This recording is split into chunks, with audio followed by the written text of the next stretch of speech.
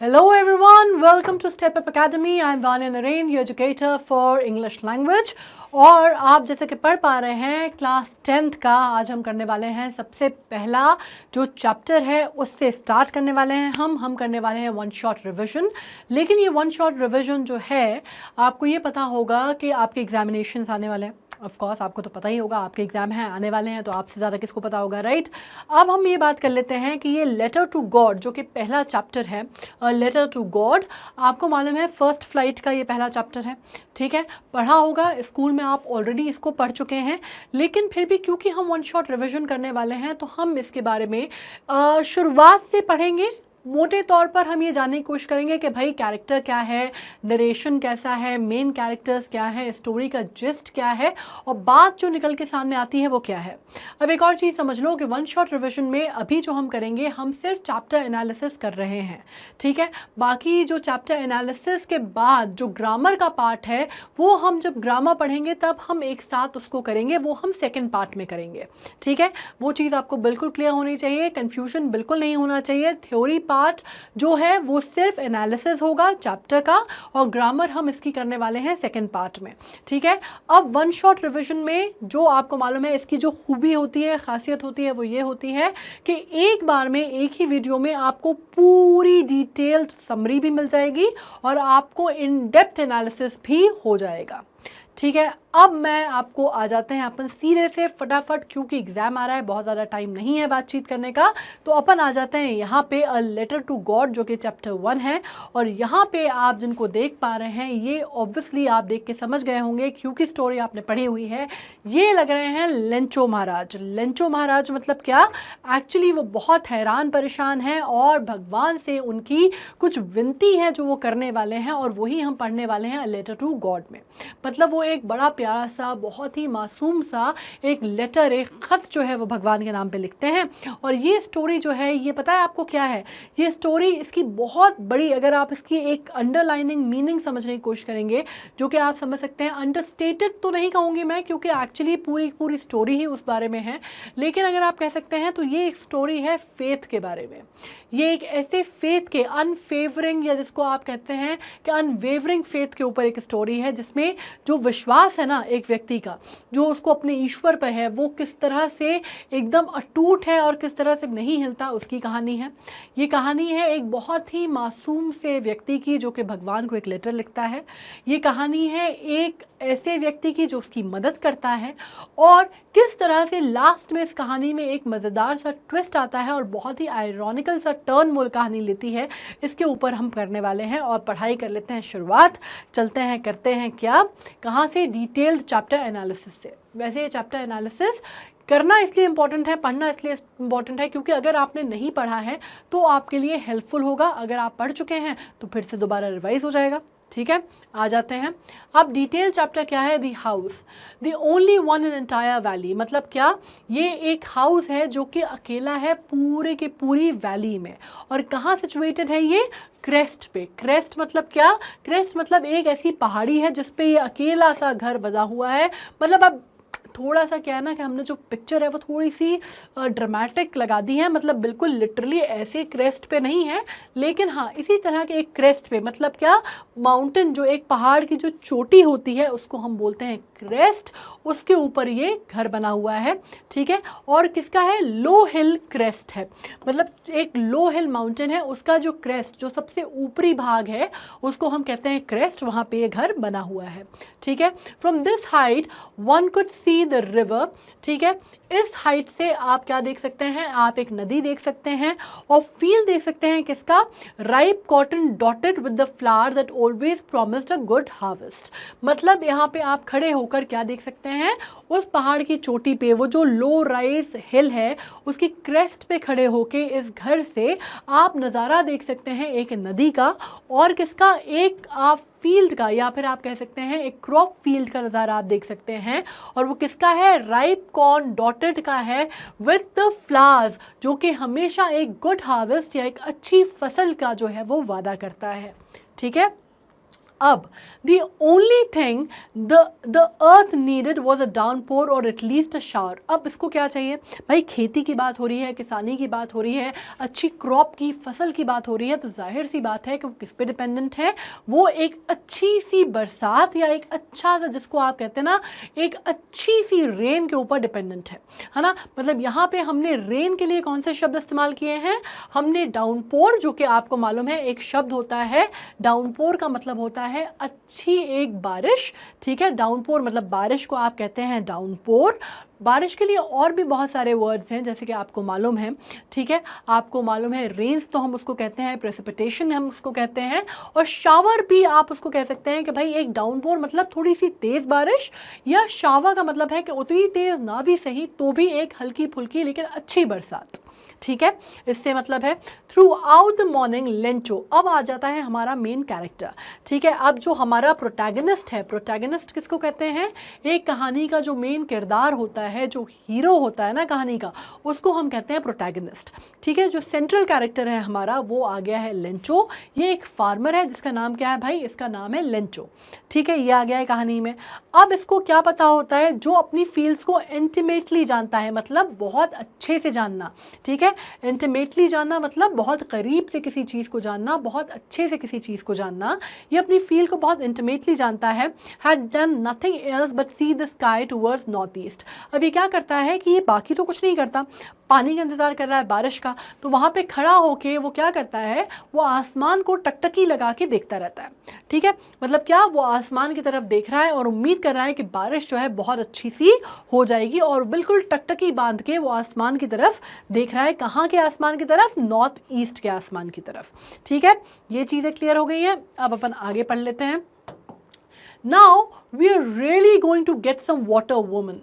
अब वो क्या बोलता है, वो कहता है कि now we are really going to get some water, मतलब अब जो है हमें पानी जो है, बरसात जो है वो बिल्कुल आने वाली है। ये चीज़ आपने देखी होगी ना कि लोग क्या करते हैं, आसमान की तरफ देखते हैं, बादल देखते हैं और अंदाज़ा लगाते हैं कि बारिश होने वाली है या नहीं, और बारिश जो है वो बहुत तेज़ होने वाली है या कम होने वाली है, ये भी अंदाज़ा जो है वो आसमान की तरफ देख के लग जाता है। बादलों की जो दिशा है वो देख के समझ में आ जाता है कि भाई बारिश जो है, बरखा जो है वो बिल्कुल एकदम ज़ोर से बरसने वाली है, या थोड़ी बहुत हल्की फुल्की बरसात होके बादल जो है वो चले जाएंगे। तो यहाँ पे वो कहता है कि भाई we are really going to get some water woman. मतलब क्या मतलब अच्छी बारिश होने वाली है, वो ये बात कहता है वुमन से। अब वुमन क्या है, अब वुमन ऑब्वियसली समझ ही गए होंगे आप, लेंचो की बात हो रही है। वुमेन से उसका तात्पर्य क्या है, वुमेन से उसका तात्पर्य है उसकी घरवाली, है ना, उससे आपकी बात हो रही है। अब woman who was preparing supper replied. Supper मतलब क्या, जो खाना बना रही थी, ठीक है। सपर से मतलब है जो खाना प्रिपेयर कर रही थी, वो रिप्लाई क्या करती है, येस गॉड विलिंग। मतलब येस गॉड विलिंग का मतलब क्या होता है, हाँ अगर भगवान की इच्छा हुई, भगवान की मर्जी हुई तो बिल्कुल होगी, और भगवान करे कि हो जाए। इसमें एक पॉजिटिव थॉट होता है, और इसमें एक आप कह सकते हैं रेवरेंस की भावना होती है, ठीक है। मतलब क्या होती है, एक ईश्वर की तरफ आप कह सकते हैं कि जैसे कुछ मांगना, प्रेयर का भी एक जो है भाव वो इसमें आता है, ठीक है। गॉड विलिंग मतलब जो चीज़ आप चाहते हैं वो आप बोलते हैं गॉड विलिंग ये हो जाए, मतलब भगवान करे कि ये हो जाए, ठीक है। तो वो वाली चीज़ है। तो older boys were working in the field while the smaller ones were playing near the house until the woman call to them all, ठीक है। अब इसमें से उन्होंने बताया कि भाई जो बड़े लड़के थे, ओल्डर बॉयज़ जो थे, वो क्या कर रहे थे, वो फील्ड में, खेतों में काम कर रहे थे, और छोटे जो थे वो क्या कर रहे थे, वो घर के आसपास ही खेल रहे थे, जब तक ये महिला जो है उनको आवाज़ देके उसने खाने के लिए बुलाया, ठीक है। उन्होंने क्या आवाज़ दी, कम ऑल फॉर डिनर। हमारे यहाँ भी होता है ना कि मम्मा जब खाना बन जाता है तो हमें आवाज़ देती है कि भाई सब लोग आ जाओ खाना खाने, खाना तैयार है, बिल्कुल उसी तरह से come for dinner. It was during the meal that just as Lencho had predicted, ठीक है। अब खाना खा रहे थे, सब लोग बैठे थे, पूरा परिवार बैठा था, खाना हो रहा है, बढ़िया से डिनर चल रहा है, सपर जो था वो लेडी ने बना ही लिया था, बढ़िया से खाना चल रहा है। उसी टाइम पे लेंचो ने जैसे प्रिडिक्ट किया था, प्रिडिक्ट करना मतलब क्या, भविष्यवाणी करना, ठीक है, किसी चीज़ के बारे में बताना कि क्या होने वाला है, प्रिडिक्शन करना, ठीक है। लेंचो ने जैसे बताया था, मोटी मोटी drops of rain, big drops of rain began to fall.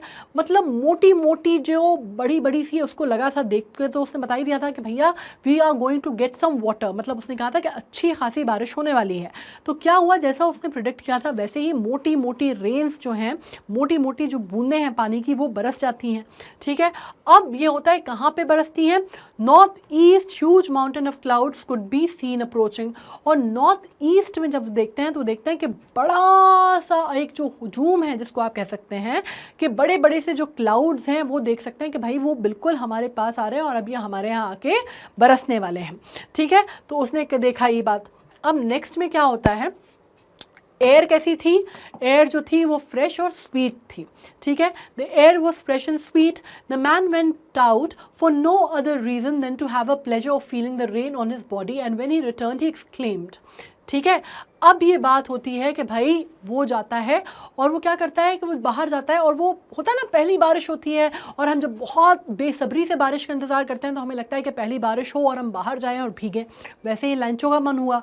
Lencho ने क्या किया? लेंचो ने सोचा कि उसके पास और कोई रीज़न नहीं था, वो बाहर जाता है और वो बस वो बरसात की जो फीलिंग है ना, वो जो प्लेजर है बारिश का, वो फील करना चाहता है और वो बाहर जाता है और अपनी बॉडी पे बारिश गिरती हुई महसूस करना चाहता है। राइट, उसको क्या चाहिए होता है? उसको चाहिए होता है कि उसकी बॉडी पे the pleasure of feeling the rain on his body. The pleasure मतलब वो जो पानी की बूंदें जब शरीर पे गिरती हैं, वो जो मज़ा होता है, जो एक्साइटमेंट होता है, उसको वो फील करना होता है, तो वो बाहर निकलता है। ठीक है, अब लेकिन जब वो अंदर आता है, जैसे ही वो घर के अंदर आता है, वो एक्सक्लेम करता है। एक्सक्लेम मतलब क्या होता है? एकदम से किसी चीज़ को बोलना, एकदम से, जैसे हम कोई एक्साइटमेंट में हम बोलते हैं ना, वाओ, ये, इस तरह की जो चीज़ होती है वो एक्सक्लेमेटरी मार्क होती है, वो आपको मालूम है ना, एक्सक्लेम करना।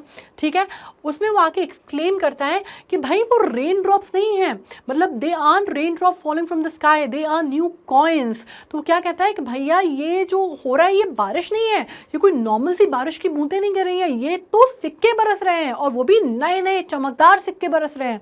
ठीक है, उनको वो कहता है नए नए चमकदार सिक्के बरस रहे हैं। The big drops are 10 cent pieces and little ones are 5। और वो इतना इनोसेंट, इतना मासूम सा रहता है कि कहता है वो जो बड़े बड़े जो कॉइन्स है ना, वो 10 सेंट से, और छोटे छोटे जो हैं वो 5 सेंट से। ठीक है, तो वो इस तरह से बोलता है, बहुत ही एक्साइटेड होता है, बहुत ही खुशी खुशी वो आके अंदर बोलता है। ठीक है, with a satisfied expression he regarded the field of ripe corns with his flower draped in the curtains of rain. But suddenly a strong wind began to blow and along with the very large hailstones began to fall. अब क्या होता है कि वो बहुत ही satisfied रहता है, बहुत ही संतुष्ट रहता है, और वो क्या करता है, अपने जो उसकी फील्ड है राइप कॉर्न की, विद हिज फ्लावर, वो धीरे से देखता है कि वो एक तरह से बिल्कुल, जिसको आप कहते हैं ना, बारिश की चादर से एकदम जो है वो ढक गए हैं। ठीक है, वो चीज़ होती है। लेकिन धीरे वो ये भी महसूस करता है, फिर उसको पता चलता है कि भाई सडनली बहुत तेज़ हवा चलने लगती है। ठीक है, और वो क्या देखता है कि वहाँ पे एक बहुत तेज़ी से जो हवा चल रही है, उसके साथ क्या होता है, बहुत बड़े बड़े, जिसको आप कहते हैं हेल स्टोन्स जो हैं, वो भी बरसने लगते हैं। और हेल स्टोन्स जो है वो फसल के लिए अच्छे नहीं होते, है ना। हेल स्टोन्स जो हैं वो पूरी फसल बर्बाद कर देते हैं, और वो बड़े बड़े से हेल स्टोन जो हैं वो बरसने लगते हैं। अब क्या होता है, ये रिजेंबल करते हैं किससे? ये जो बड़े बड़े आप देख रहे हैं ना, जो हेल स्टोन्स बरस रहे हैं, इनको देख के बिल्कुल ऐसा लगता है जो कि नए नए सिल्वर कॉइन्स हैं। और बेचारा हमारा लेंचो इतना सीधा सा मासूम सा रहता है, उसको कुछ भी नहीं पता होता। वो समझता है कि ये जो है बड़े बड़े से सिल्वर कॉइन्स बरस रहे हैं। ठीक है, the boys exposing themselves to the rain ran out to collect the frozen pearls.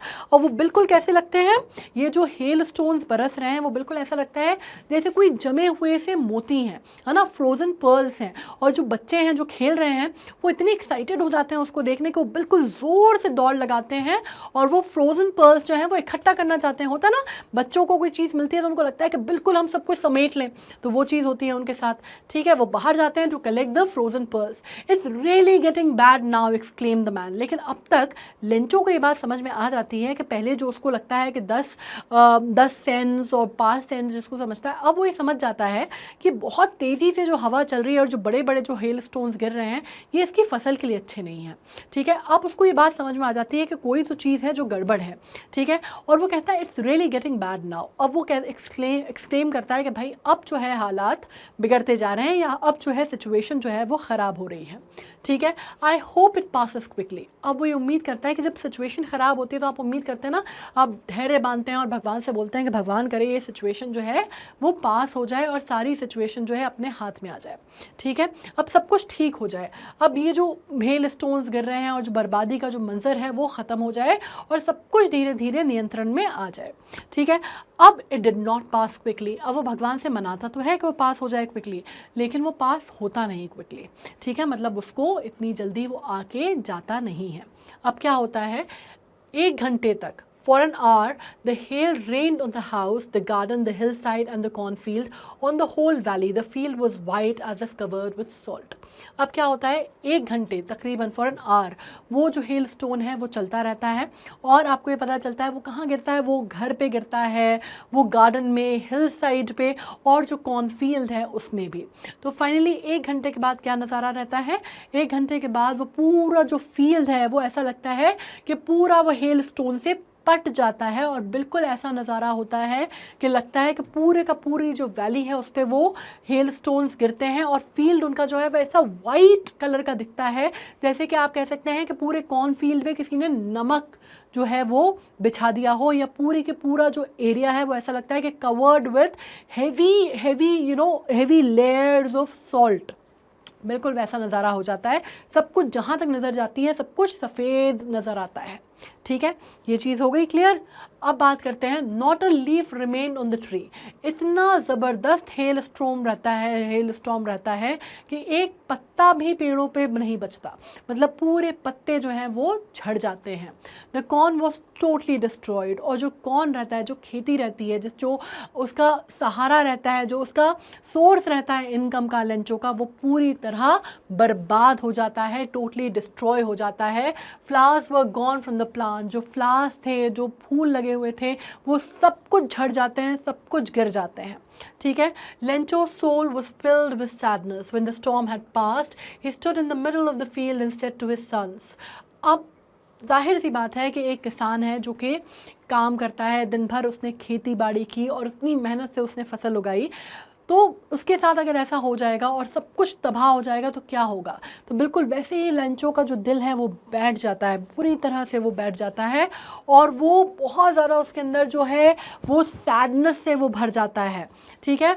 और ये स्टॉर्म जब चला जाता है, तूफ़ान आके जब गुजर जाता है, वो बीच में खड़ा होता है अपनी फील्ड के जाके, जो उसकी कॉर्न फील्ड थी, और वहाँ खड़े होके वो अपने बेटों से क्या बोलता है, अपने बेटों से बोलता है, the plague of locust would have left more than this, the hail has left nothing। तो वो क्या बोलता है, the plague of locust, locust मतलब आपको मालूम है ना, वो जो टिड्डी दल का जो अटैक होता है उनको हम लोकस्ट बोलते हैं। तो वो कहता है कि भाई उनका भी जो अटैक होता है ना, वो भी कम से कम इससे ज़्यादा चीज़ें जो हैं बच जाती हैं, लेकिन हेल स्टॉर्म ने तो सब कुछ बर्बाद कर दिया।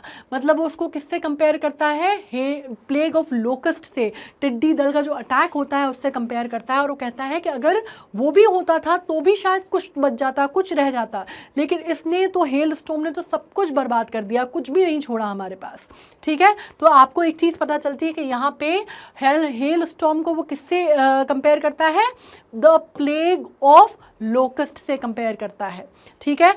अब this year we will have no corns, बेचारे का बहुत दिल बैठ जाता है और वो कहता है कि इस साल हमें कोई भी कॉर्न्स नहीं मिलेंगे, ठीक है। The night was sorrowful one, जाहिर सी बात है अब किसी के घर में इतना बड़ा नुकसान हुआ है, उनका पूरा जो, उनकी जो लाइफ थी, पूरी इनकम, सब कुछ जो है वो आप देख रहे हैं उनकी आंखों के सामने, उनका पूरा फील्ड जो है बर्बाद हो गया है। तो वो रात इतनी भारी थी कि वो बिल्कुल सोरोफुल नाइट थी, मतलब उसमें बहुत ज़्यादा सब लोग परेशान रहते हैं, बहुत ज़्यादा सोरो थी उस नाइट में, ठीक है, सोरोफुल थी और कोई भी सो नहीं पाया, कोई भी आराम से अपनी, आप जिसको कहते हैं सोरोफुल नाइट थी, मतलब बहुत मुश्किल से वो रात गुजरी होगी, ठीक है। All our work for nothing, और वो क्या कहता है कि हमारी सारी मेहनत, मतलब all our work for nothing, ये एक अगर आप कहावत के तौर पे भी समझें तो इसका मतलब होता है कि हमने जितनी मेहनत की, जैसे हम कहते हैं ना हमारी पूरी मेहनत पानी में मिल गई, तो बिल्कुल वही चीज़ है, all our work for nothing, मतलब हमारी जो भी मेहनत थी वो पूरी तरह बर्बाद हो गई,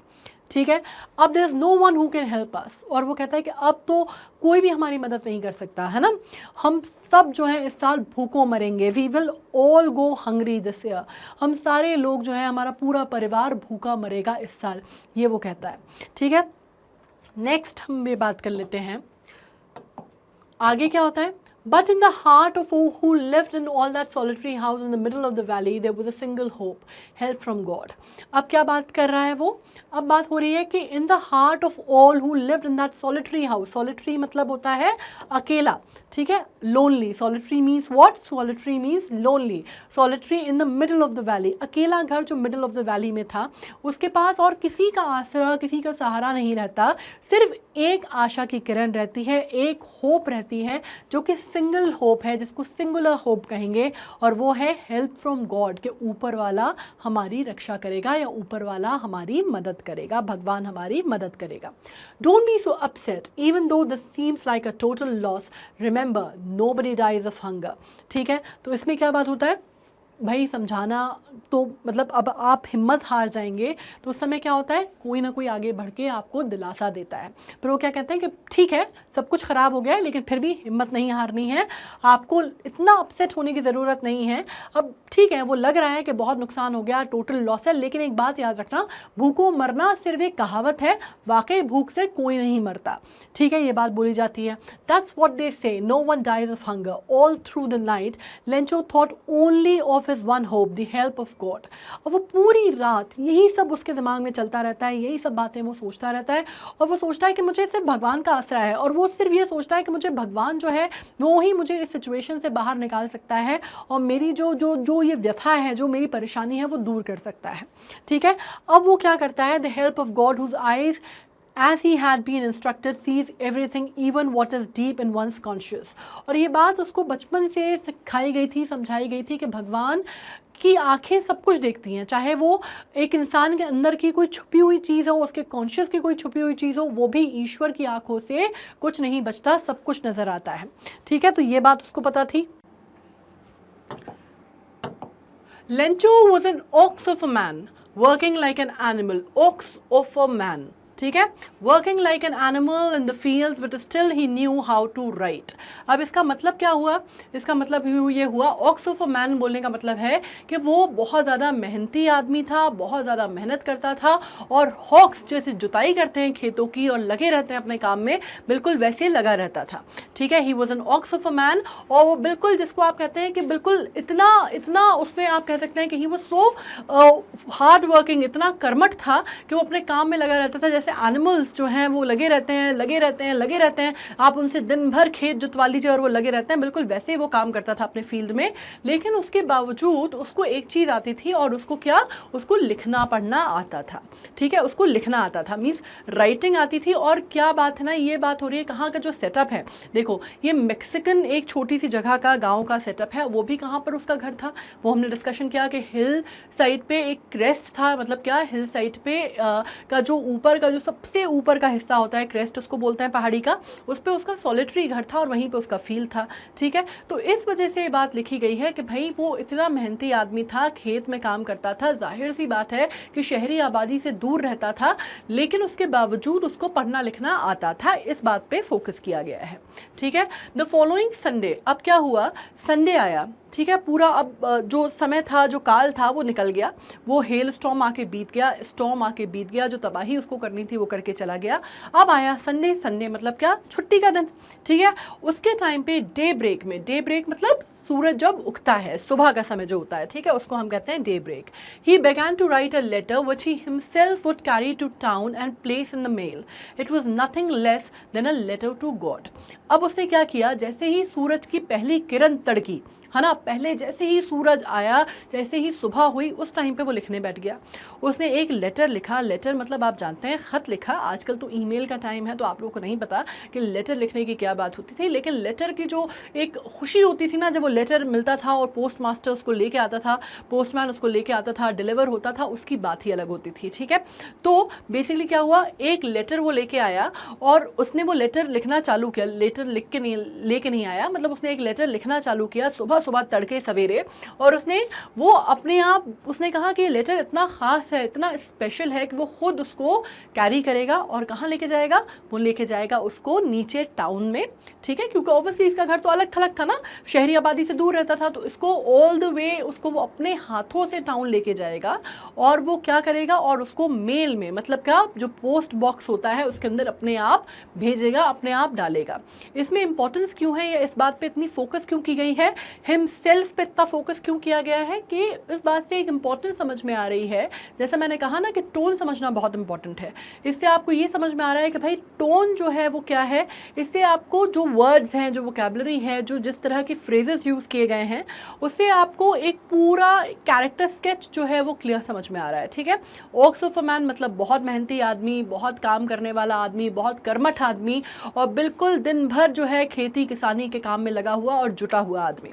ठीक है, और उसके बावजूद कॉन्ट्रास्ट क्या ड्रॉ किया है कि वो अकेले अलग थलग रहता था, सॉलिटरी जगह पे रहता था, सॉलिटरी मतलब अलग रहता था, उसके बावजूद उसको लिखना पढ़ना आता था। और बिल्कुल जो संडे आया उस दिन वो सुबह तड़के उठकर एक लेटर लिखने बैठ गया, और वो लेटर वो ही हिमसेल्फ, ठीक है, he himself would carry to town, मतलब वो ये अपने बेटों से भी भेज सकता था, किसी और को भी बोल सकता था, लेकिन उसने किसी से नहीं कहा। उसने कहा कि वो उसने सोचा कि ये मैं खुद, इतना इंपॉर्टेंट चीज़ है, मैं खुद इसको लेके जाऊंगा और मैं क्या करूंगा, इसको मेल में प्लेस करूंगा।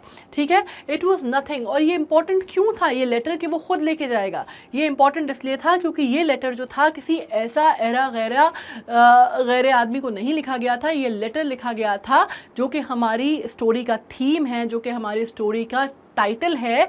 It was a letter to God, मतलब उसने स्वयं अपने हाथ से उसने ईश्वर को, भगवान को एक लेटर लिखा था, और इस वजह से वो लेटर इतना ख़ास, इतना इम्पोर्टेंट था, और यही है हमारी थीम, हमारी स्टोरी की। ठीक है, अब उसने क्या लिखा उस लेटर में, हम वो भी पढ़ लेते हैं। उसने लिखा, गॉड, ही रोट, ठीक है, if you don't help me, my family and I will go hungry this year. ठीक है, आई नीड 100 पेसोस। अब पेसोस क्या होता है, जैसे अपने यहाँ पैसे चलते हैं ना, रुपया चलता है, वैसे बहुत सारी मेक्सिकन जो जगहें हैं वहाँ पे पेसोस जो है उसको करेंसी को बोलते हैं।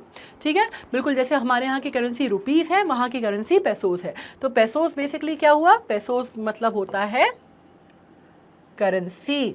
ठीक है, तो उसने क्या बोला कि आई नीड 100 पेसोस। अब आपको मालूम होना चाहिए कि ये जो कहानी जिनकी है फ्यूइट्स की, GB फ्यूइट्स, ये बहुत फेमस राइटर है और बहुत फेमस मेक्सिकन राइटर है। ठीक है, तो इन्होंने, जाहिर सी बात है, इन्होंने जो पृष्ठभूमि ली है, जो आप कह सकते हैं प्लॉट है, जो जगह उन्होंने सिलेक्ट की है, या आप कहते हैं ना कोई एक जगह पे जो सेटअप है, जो पूरी सेटिंग है, वो एक जगह की है जो कि मेक्सिकन जगह है, जो कि आउटस्कर्ट्स में कोई उन्होंने एक सेटिंग बनाई है, जो कि एक सॉलिटरी हिल है, जिसके क्रेस्ट पे एक आदमी रहता है, जिसका नाम जो है वो तो आप जानते ही हैं, उसका नाम लेंचो है। वो अपनी फैमिली के साथ वहाँ पे रहता है, और इस तरह का पूरा सेटअप, या आप कह सकते हैं नॉवेल की जो सेटिंग है या स्टोरी की जो सेटिंग है वो इस तरह से की गई है। ठीक है, तो पेसोस की बात हुई। अब उसने क्या कहा कि आई नीड 100 पेसोस, मतलब जैसे अपने उसमें आप मान लीजिए कि 100 रुपये है ना, 100 रुपये की ज़रूरत है, in order to sow my field again and to live until the crop comes because the hail storm. अब उसने क्या लिखा, उसने बहुत ही इनोसेंस के साथ, उसने बहुत ही, जिसको आप कहते हैं ना, बहुत ही इत्मीनान से, बहुत इनोसेंट वे में उसने गॉड को एक लेटर लिखा, और उसने अपनी पूरी जो समस्या थी, उसकी जो पूरी दिक्कतें थी, वो उसने उस लेटर में लिखा। उसने कहा कि गॉड, अगर आप मेरी मदद नहीं करेंगे, मेरे पास सिर्फ आपका सहारा है, अगर आप मेरी मदद नहीं करेंगे तो मैं और मेरा परिवार इस साल हमें भूखा रहना पड़ेगा, क्योंकि हमारी पूरी जो खेती है वो पूरी नष्ट हो गई है। ठीक है, और उसके लिए आपको मुझे सेव करना पड़ेगा, और मुझे कितना चाहिए, मुझे कम से कम 100 पेसोस चाहिए, ताकि मैं क्या करूं, मैं जो अपनी जो फील्ड है उसमें दोबारा मैं अपना क्या कर सकूं, मैं दोबारा उसमें खेती कर सकूं, या दोबारा जो है मैं, जो आप कह सकते हैं कि अनाज जो है, मैं उसकी फील्ड में फिर दोबारा से अनाज बो सकूं। ठीक है, सो कर सकूं मतलब बो सकूं, बुआई कर सकूं दोबारा। ठीक है, माई field again and live until the crop comes. और 100 पेसोस में इतना हो जाएगा कि मैं उससे पैसे ख़रीद के, उससे मैं वो दाने, जो बीज होते हैं, उनको ख़रीद के उनकी बुआई भी कर सकता हूँ, और कम से कम जब तक अनाज नहीं आ जाता तब तक मैं और मेरा परिवार उस पर सर्वाइव कर सकते हैं या थ्राइव कर सकते हैं। ठीक है, उन 100 पेसोस पे। और ये बात बोली बिकॉज दी हेल स्टॉर्म। अब उसने बताया, अब उसने अपनी व्याधि बताना शुरू की, बिकॉज दी हेल स्टॉर्म। अब चालू हुआ है क्या कि भाई हेल स्टॉर्म आया, और हेल स्टॉर्म ने किस तरह से तबाही मचाई, ये भी जो पूरी बात है उसने गॉड को लिखी। ठीक है, अब उसने इसमें क्या किया, he wrote to God on the envelope. अब क्या हुआ भाई, सीधी सी बात है, जब हम लेटर लिखते हैं तो हम क्या करते हैं, लेटर हमने पूरा लिख दिया, उसने पूरी अपनी कहानी बताई कि किस तरह से हेल स्टॉर्म आया। पहले उसको लगा कि भाई सिल्वर कॉइन्स जो हैं वो आसमान से बरस रहे हैं, पर वो सिल्वर कॉइन्स नहीं थे। फिर उसने क्या किया, उसने उनको सीधे सीधे उसमें फिर उसको लगा कि आके बीत जाएगा, लेकिन वो नहीं बीता। और जब तक वो बाहर आया तब तक उसने देखा कि बिल्कुल ऐसा लगा जैसे नमक की चादर से पूरा उसका जो फील्ड है वो ढक गया। और उसको उसने कहा कि लोकस्ट प्लेग से भी उतना नुकसान नहीं होता, वो भी कुछ ना कुछ तो छोड़ देते हैं, लेकिन हेल स्टॉर्म ने तो सब कुछ बर्बाद कर दिया। ये जितनी कहानी थी ये उसने गॉड को लिखी, ठीक है। अब उसको जाहिर सी बात है कि जब आप लेटर लिखते हैं तो आप क्या करते हैं, लेटर आपने फोल्ड किया और आप एनवलप में रखते हैं, और एनवलप के ऊपर आपको एड्रेस लिखना होता है।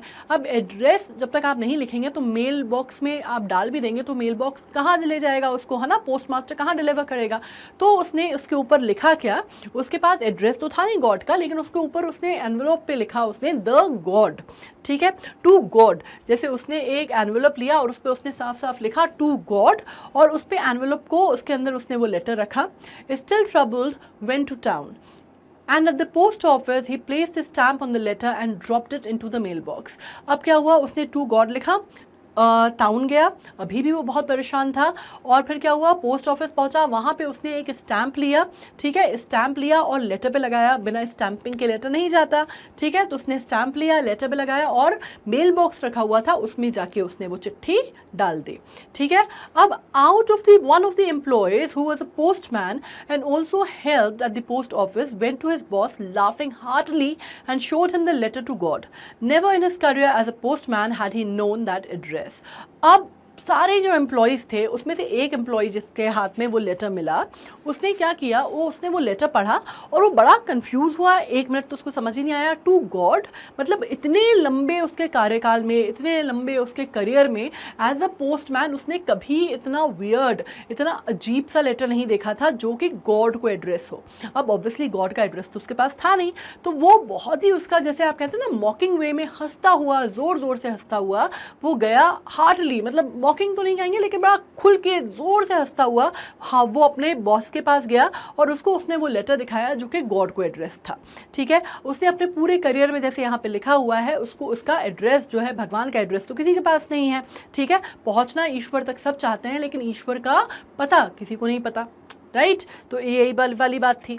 अब इसमें क्या हुआ, पोस्ट मास्टर जो था, ठीक है, वो कैसा था, वो बढ़िया सा, ऐसा प्लम्प सा, मोटू सा, fat amiable fellow, also break out laughing.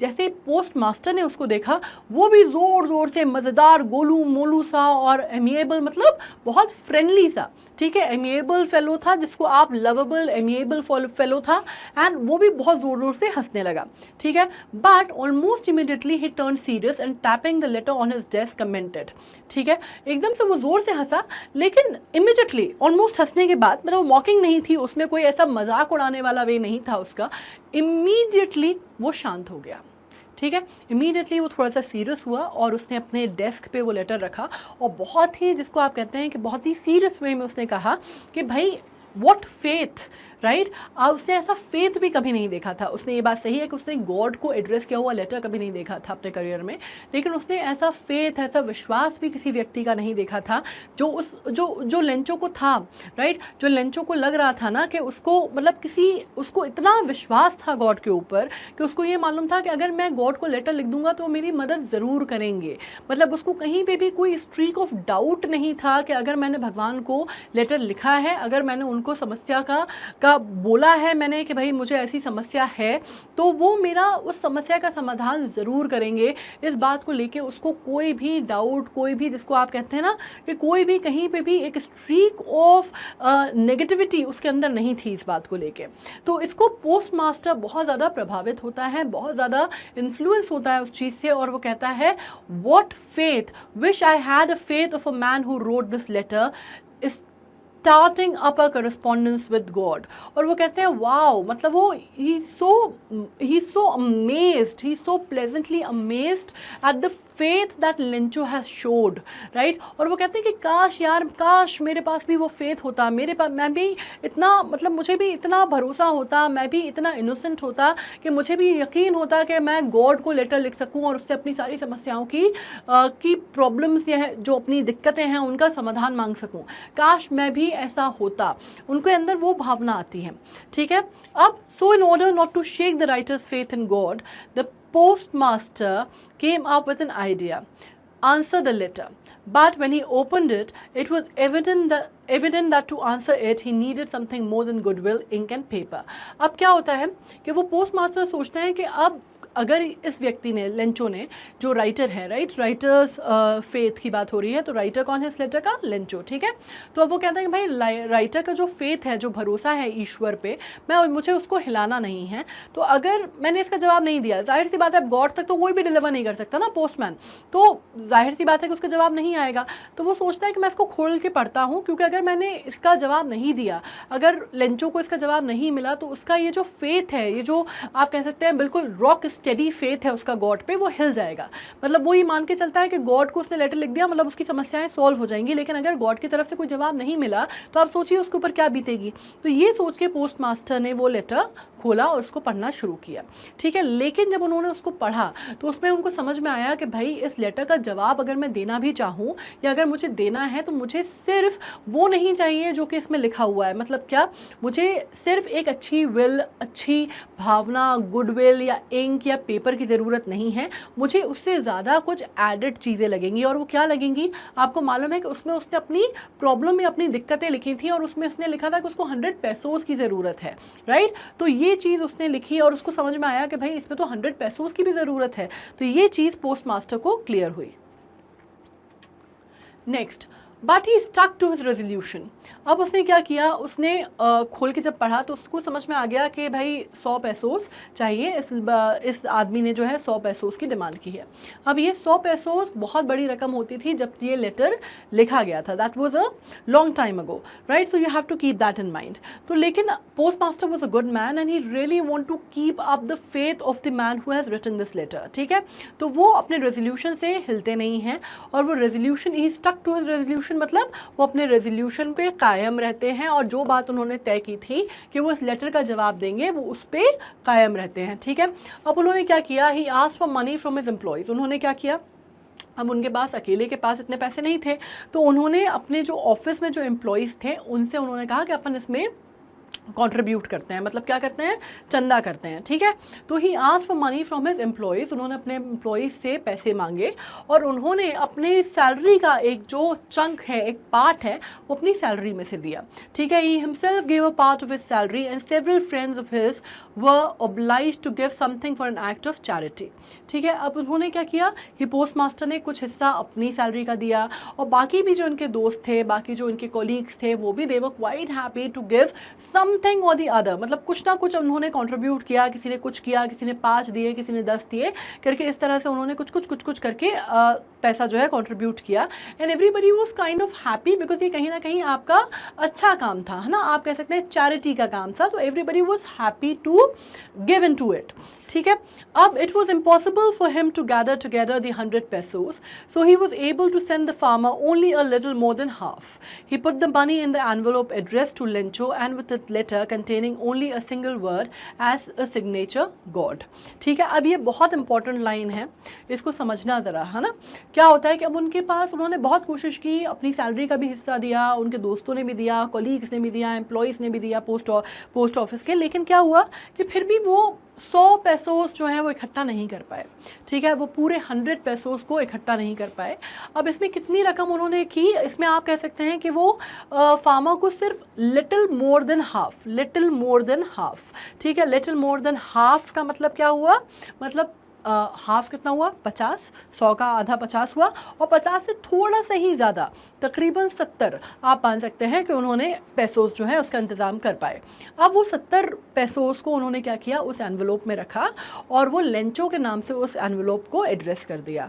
अब उसमें उन्होंने ये नहीं लिखा कि ये चीज़ मैंने की है या मेरे स्टाफ ने की है या मैं पोस्ट मास्टर हूँ, ये सब उन्होंने कुछ नहीं कहा, उन्होंने सिर्फ एक लेटर लिखा और उन्होंने सीधे सीधे उस लेटर पे क्या साइन किया, गॉड। ठीक है, तो मतलब ये बात थी कि उन्होंने गॉड की तरफ से, कि लेंचो को ऐसा लगना चाहिए कि गॉड ने ही उसकी मदद की है और गॉड ने ही उसको पैसे भेजे हैं, और क्योंकि वो उसका फेथ नहीं हिलाना चाहते थे इसलिए उन्होंने कहा, उन्होंने कुछ भी उसमें एड्रेस नहीं किया, उन्होंने सीधे सीधे शब्दों में लिखा गॉड। ठीक है, और उसको उन्होंने सिर्फ सिंगल वर्ड साइन किया गॉड, और वो लेटर जो है वो पैसे रखे उसमें, एनवेलोप को सील किया गॉड के नाम से और उस पर लेंचो का एड्रेस डाला और वो भेज दिया। नाउ द फॉलोइंग संडे, अब एक संडे पहले की बात है, उसके बाद एक और संडे आ गया। ठीक है, the following Sunday Lencho came a bit earlier than usual to ask if there was a letter for him. It was the postman himself who handed the letter to him while the postmaster, experiencing the contentment of a man who has performed a good deed, looked on from his office। अब क्या हुआ, अगला Sunday आ गया। अब इस Sunday को क्या हुआ, लेंचो क्योंकि दूर रहता था, ठीक है, तो वो पोस्ट ऑफिस आया और वो उसने थोड़ा जो नॉर्मल टाइम है पोस्ट ऑफिस खुलने का उससे पहले आ गया। ठीक है, earlier than usual to ask if there was a letter for him. होता है ना, जब हमारे लिए कोई चीज़ आने वाली होती है, अब लेटर तो हम इतना नहीं समझ पाते, लेकिन हमारे पास कोई अगर अमेज़ॉन की डिलीवरी आने वाली होती है, फ्लिपकार्ट की डिलीवरी आने वाली होती है, स्विगी से खाना आने वाला होता है, तो हम होता है ना बार बार गार्ड से किसी से पूछते हैं मेरे लिए कोई चीज़ आई क्या, मेरे लिए कोई पार्सल आया, मेरे लिए कोई कंसाइनमेंट आया, मेरे लिए खाना आया, वटेवर। ठीक है, तो उस टाइम पे ये बात समझो कि उस टाइम पे ये लेटर के साथ होता था, है ना। जब पोस्ट मास्टर आता था, या पुरानी फिल्मों में देखा होगा ना कैसे पोस्ट बाबू आते थे और लोग भाग भाग के पूछते थे कि मेरे नाम का कोई ख़त आया है क्या, तो वैसे ही ईगरनेस जो थी वो किसके पास थी, वैसे ही ईगरनेस लेंचो में भी थी। और उसने जाके वहाँ पे पूछा, समय से पहले ही पहुँच गया और वहाँ जाके पूछा कि भाई मेरे लिए कोई लेटर आया है क्या। अब ये जो पोस्टमैन था जिसने उसको निकाला था ना लेटर, उसी पोस्टमैन ने उसको लेटर जो है हैंड कर दिया, handed him the letter, handed मतलब देना, पकड़ाया। ठीक है, वाइल द पोस्ट मास्टर जो परफॉर्म कर रहा था उसको आप देख सकते हैं। अब पोस्ट मास्टर जो था, मतलब जिसने वो पैसा इकट्ठा किया था और जिन्होंने कहा था कि भाई क्या फेथ है ना, रिमेंबर दैट मैन, वो जो पोस्ट मास्टर हैं उन्होंने वो एक्सपीरियंस जो है, जो आप जब किसी को कोई चीज़ देते हैं, आप कोई अच्छा काज करते हैं, आप कोई अच्छा काम करते हैं जिससे किसी और का फ़ायदा होता है, तो आपको खुद एक सेंस ऑफ कंटेंटमेंट होता है ना। Containment of a man means जो इंसान अच्छा काम करता है उसकी जो खुशी होती है वो महसूस करते हुए कि उसने कुछ गुड डीड की है, कुछ अच्छा काम किया है, नेक काज किया है, वो उसने फील किया। और उसको कैसे देखा, उसको बैठे बैठे उन्होंने देखा अपने ऑफिस से। ठीक है, मतलब जब पोस्टमैन लेंचो को ये लेटर दे रहा था, पोस्ट मास्टर उसको अपने ऑफिस से बैठ के देखता है। ठीक है, Lencho showed not the slightest surprise on seeing the money, such was his confidence. मतलब उसको लगता है कि जब वो लेंचो को लेटर मिलता है तो क्या होता है, वो एकदम खुशी से ऐसे उछलता नहीं है। ठीक है, उसको एकदम थोड़ा बहुत भी उसके चेहरे पे कोई फ़र्क भी नहीं आता, मतलब कोई सरप्राइज़ के इमोशंस उसके चेहरे पे नहीं आते, मतलब क्योंकि वो तो जानता था ना कि गॉड उसको लेटर लिखेंगे। उसका तो ऐसा कॉन्फिडेंस था, वो तो ऐसा फेथ था उसका कि वो जानता ही था कि उसने लेटर लिखा है, तो ऐसा हो ही नहीं सकता कि मेरे लेटर का जवाब ना आए। तो he was very confident about the fact कि गॉड का लेटर तो आना था, आ गया, मतलब उसमें क्या बड़ी बात है, वो तो आ रही था। नहीं आता तो उसके लिए शॉकिंग होता, लेकिन आ गया ये उसके लिए सरप्राइजिंग नहीं था। ठीक है, but he became angry when he counted the money.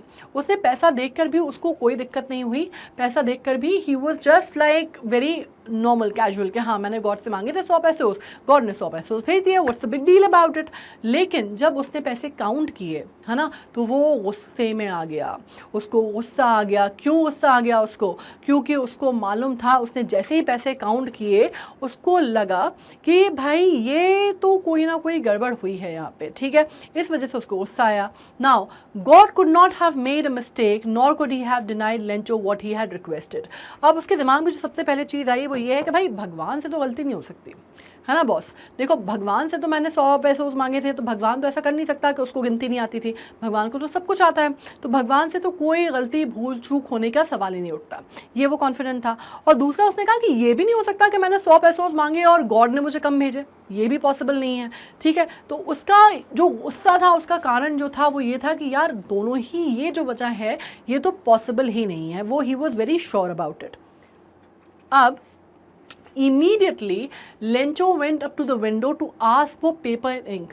और उसने क्या हुआ, बिल्कुल जैसे ही उसने ये गिना और पैसे गिने और नोट गिने और उसके बाद इमीडिएटली बिल्कुल तुरंत, ठीक है, वो विंडो पे जाता है, जो पोस्ट ऑफिस की विंडो है, वहाँ पे पेन पेपर मांगता है और लिखने बैठ जाता है।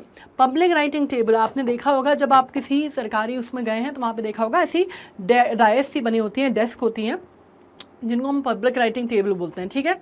उस पर वो लिखना चालू करता है और जैसे ही लिखना शुरू करता है वो, उसकी wrinkling of his bro, wrinkling of his bro मतलब क्या होता है, मतलब गुस्से में तलतलाया आदमी होता है ना, एकदम तमतमाया हुआ, तो ऐसे उसके रिंकल बढ़ जाते हैं ब्राउज में, उसको कहा है रिंकलिंग ऑफ हिज ब्रो। मतलब उसमें यहाँ पे ऐसे आप कह रहे हैं गांठ देना, जिसको हिंदी में हम बोलते हैं भवों में गांठ देना, ठीक है, रिंकलिंग ऑफ द बो caused by the effort he had to make to express his ideas। एक तो गुस्से में भी था और दूसरा वो सोच रहा था, मतलब अपन कई बार सोचते हैं तो भी अपन ऐसे करके नहीं सोचते हैं बिल्कुल एकदम गांठ वाट दे के भाव में, वैसे तो वो सोच रहा था कि भाई वो अपने आइडिया कैसे वो एक्सप्रेस करे, मतलब जो वो कहना चाहता था वो कैसे एक्सप्रेस करे, ठीक है, वो सोच रहा था। When he finished, he went to the window to buy a stamp which he licked and then affixed to the envelope with the blow of his fist। अब ये कैसे हुआ, ये आप अगर कभी गए हैं, आपने कोई लेटर सील किया है कभी, तो आपको मालूम होगा कि आपने एनवलप में वो लेटर रखा और आपने क्या किया, उसको आपको एनवलप को ऐसे मुंह से आपने ऐसे आपने करके आपने क्या किया, उसको लिक किया और आपने उसको बंद किया और ऐसे मुट्ठी से आपने मारा, फिस्ट से ऐसे मारा और आपने उसको सील कर दिया। बट दिस इज़ हाउ पहले जो लेटर्स भेजे जाते थे वो सील होते थे, मतलब उसमें गम लगा होता था और उसको आप ऐसे ज़बान से वो करते थे और आपने लिक किया उसको और फिर आपने उसको बंद करके ऐसे ही मुट्ठी से मारा ताकि वो अच्छे से सील हो जाए, खुले ना, ठीक है, ये चीज़ की उसने। उसके बाद The moment the letter fell into the mailbox, the postmaster went to open it। ठीक है, अब जैसे ही वो गुस्से में उसने वो लेटर डाला, ठीक है, और वो वहाँ से तनतनाता हुआ चला गया। अब जैसे ही उसने लेटर डाला तो पोस्ट मास्टर बहुत ज़्यादा इंट्रीग थे, इंट्रीग मतलब वो जानना चाहते थे कि भाई इसने क्या लिखा, एंड पॉसिबली वो एक्सपेक्ट कर रहे थे कि शायद थैंक यू लिखा होगा गॉड के नाम पे कि आपने मेरी बात सुन ली और मुझे पैसे भेज दिए। लेकिन तो जैसे ही उसने लेटर डाला और वो चला गया, पोस्ट मास्टर तुरंत गए और उन्होंने वहाँ से मेल बॉक्स से वो लेटर निकाल लिया। It said God of the money that I asked for, only 70 pesos reached me. Send me the rest since I need it very much. But don't send it to me through the mail because the post office employees are bunch of crooks. Lencho। ठीक है, ये जो line है ना, ये बहुत ही important और बहुत मज़ेदार, जैसे मैंने कहा था एक ट्विस्ट है कहानी में, ये वो लाइन है, ठीक है। अब इसमें क्या होता है कि वो लिखता है गॉड को लेटर और वो जैसे पोस्ट मास्टर देखते हैं तो पोस्ट मास्टर सरप्राइज्ड भी हो जाते हैं, थोड़ा सा जिसको कहते हैं थोड़े से बेचारे परेशान भी हो जाते हैं, डिप्रेस भी हो जाते हैं, उन्होंने इतना अच्छा काम किया था, लेकिन उसके बाद वो थोड़े अम्यूज्ड भी होते होंगे क्योंकि उसके बाद भी आदमी का जो फेथ था वो हिला नहीं भगवान से, ठीक है। और उसमें क्या लिखा होता है मालूम है आपको, उसमें लिखा होता है God of the money that I asked for, मैंने भाई जितने आपसे पैसे मांगे थे 100 पैसोज, उसमें से सिर्फ 70 पैसोज जो है मेरे पास पहुँचे हैं, ठीक है। अब आप मुझे फटाफट जो है ना बाकी का पैसा भेज दो, बाकी के जो 30 पैसोज बचे हैं वो भेज दो क्योंकि मुझे उसकी बहुत ज़रूरत है, ठीक है, I need it very much. But वो जो 30 पैसों आप भेजोगे ना, उसने ये भी लिखा साथ में कि वो आप किससे मत भेजना, वो मेल से मत भेजना, मतलब पोस्ट ऑफिस के जरिए मत भेजना। क्यों? क्योंकि post office employees are bunch of crooks. Bunch of crooks मतलब पोस्ट ऑफिस में काम करने वाले जो हैं वो ठगी करते हैं, वो सारे ठग बैठे हैं। बंच ऑफ क्रुक्स मीन्स पूरा बंच है ठगों का, ठीक है। और उसका मतलब क्या था, तात्पर्य उसका ये था कि भाई उसका मानना था कि भगवान ने तो 100 पैसों ही भेजे थे, लेकिन ये जो पूरी ठगों की गैंग बैठी हुई ना, बंच ऑफ क्रुक्स बैठे हुए हैं पोस्ट ऑफिस में, इन्होंने मेरे 30 रुपए या 30 पैसों जो हैं उसमें से निकाल लिए हैं, ठीक है। और उसका मतलब था कि अब अगर आप मुझसे पैसे भेजो तो दोबारा इनके थ्रू मत भेजना, ये लोग जो हैं बीच में से मेरा पैसा जो है पूरा खा गए हैं। और साइन क्या करता है वो उसको, लेंचो, ठीक है। Got it? Have you ever walked on the thorny path of life, a certain situation where you have nobody to lean on except God? You asked something from Him and told Him the exact amount you need. क्या आप में कभी भी कोई भी इंसान आप लोगों में इतना विश्वास कर पाया है, मतलब आप सोचिए वो तो कितना बड़ा आदमी था, मतलब age wise he was quite a matured man, Lencho, and still he had that kind of faith, मतलब इतना अनडाउटेड फेथ, इतना जिसको बोलते हैं रॉक सॉलिड फेथ, कि उसको ये मालूम था कि अगर वो लेटर लिख रहा है गॉड को तो उसको तो जवाब देना ही है, उनको तो पैसे भेजने ही हैं। बल्कि उसको इतना अनडाउटेड फेथ था कि जब वो पैसे पूरे नहीं मिले तो ही did not question that, right, he did not question कि ऐसा भी तो हो सकता है कि गॉड ने मुझे कम पैसे भेजे हों, ये भी उसके दिमाग में नहीं आया। उसने क्या सोचा कि ये तो हो ही नहीं सकता कि गॉड से गिनती करने में दिक्कत हुई हो, या गॉड से क्या समस्या हुई हो, या गॉड से ये दिक्कत हुई हो कि उसने मुझे 100 मांगे और 70 भेजे, ये तो कर ही नहीं सकता। उसके दिमाग में क्या चीज़ क्लियर थी कि भाई भगवान से आप जितना मांगो भगवान उतना देता है या उससे ज़्यादा देता है, कम तो वो देने का सवाल ही नहीं उठता। तो उसने वो चीज़ कहाँ ड्रॉ की, उसने सीधे सीधे ड्रॉ की कि भाई इसका मतलब ये है कि मतलब कहीं ना कहीं ये जो लोग हैं, ये जो काम कर रहे हैं, ये जिसके थ्रू मेल आया है, उन लोगों ने मेरे साथ चीटिंग की है और उन्होंने मेरे पैसे निकाल लिए हैं। ये चीज़ उसको क्लियर फील हुई, ठीक है। और क्या यहाँ पे एक सवाल उठता है कि क्या आपके अंदर या किसी भी व्यक्ति के अंदर ये कॉन्फिडेंस है कि वो एक्चुअली किसी और के पास जाके कन्फाइड ना करे, किसी अपने फ्रेंड से ना कहे, किसी से ना कहे, लेकिन सिर्फ भगवान पे भरोसे पे रहे, या लीन करे to the will of God उनके ऊपर, एंड उनसे पूछे कि भाई मेरी ये दिक्कतें हैं या मुझे इतने इतने पैसे चाहिए। मतलब see the amount of faith, right. It is एक बहुत अच्छी कोटेशन इससे मुझे याद आ रही है। It is said that believing in God doesn't mean that you think that he can help you, it is believing that he will help you, ठीक है। मतलब ये है कि वो विश्वास है अगर तो इतना होना चाहिए कि आपको ये ना लगे कि भगवान आपकी मदद कर सकता है, आपको ये विश्वास होना चाहिए कि वो आपकी मदद करेगा ही, ठीक है। अब इसमें मैं एक और बात बता लेते हैं, अब अपन इसमें थोड़ी सी अपन बैकग्राउंड स्टडी कर लेते हैं। लेटर टू गॉड जो है ये बहुत फेमस वर्क है, बहुत सारी लैंग्वेजेस में इसको ट्रांसलेट किया गया है, बहुत सारी चीज़ों में, मतलब अगर इसके जो राइटर हैं उनकी डेथ 1966 में हो गई थी, ठीक है। और आप इसको कब जाके पढ़ रहे हैं और हम कब इसको डिस्कस कर रहे हैं, 2022 में। तो आप सोचिए कि कितना इंपॉर्टेंट ये चैप्टर होगा या कितना फेमस होगा और कितनी भाषाओं में इसको ट्रांसलेट किया जा चुका होगा आज तक, ठीक है। मेक्सिकन पृष्ठभूमि पे है ये, आप जानते हैं।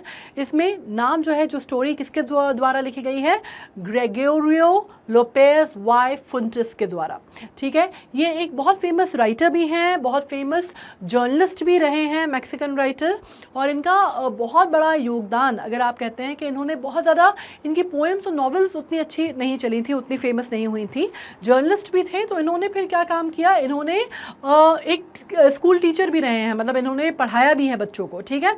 और इन्होंने क्या किया, इनका जो सबसे इम्पोर्टेंट काम माना जाता है वो माना जाता है मैक्सिकन रेवोल्यूशन के दौरान, मैक्सिकन रेवोल्यूशन के जो इफेक्ट्स थे या मैक्सिकन रेवोल्यूशन के टाइम पे जो चीज़ें हो रही थी उसके बहुत बड़े क्रॉनिकलर के नाम पे इनका नाम जाना जाता है। What do you mean by chronicler? Chronicler का मतलब होता है वो आदमी जो कि क्रॉनिकल्स रखता है। क्रॉनिकल्स मतलब क्या, जो कि इवेंट्स होते हैं, घटनाक्रम होता है, उसकी जानकारी रखकर उसको एक क्रॉनिकल ऑर्डर में, सीक्वेंस में लिखता है, उसको हम कहते हैं क्रॉनिकलर ऑफ द टाइम, ठीक है। क्रॉनिकलर शब्द का मतलब समझ में आया आपको।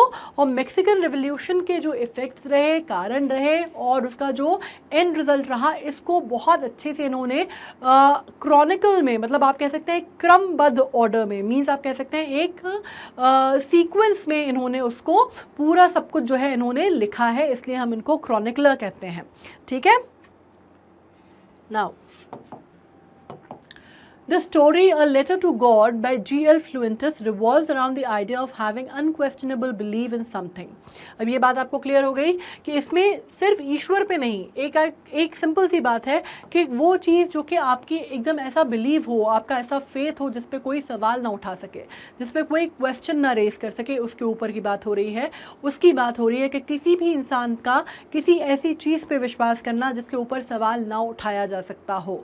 This is very important, right. और ये स्टोरी कहाँ पे सेट की गई है, मैक्सिकन पृष्ठभूमि है, जैसे मैंने आपको कहा। और मैक्सिको कहाँ पे आता है, आपको ये भी मालूम होना चाहिए, लैटिन अमेरिकन कंट्री। इसकी प्लॉट की आप कह सकते हैं, आपका थीम जो है प्लॉट का, ये जो थीम सेटिंग है,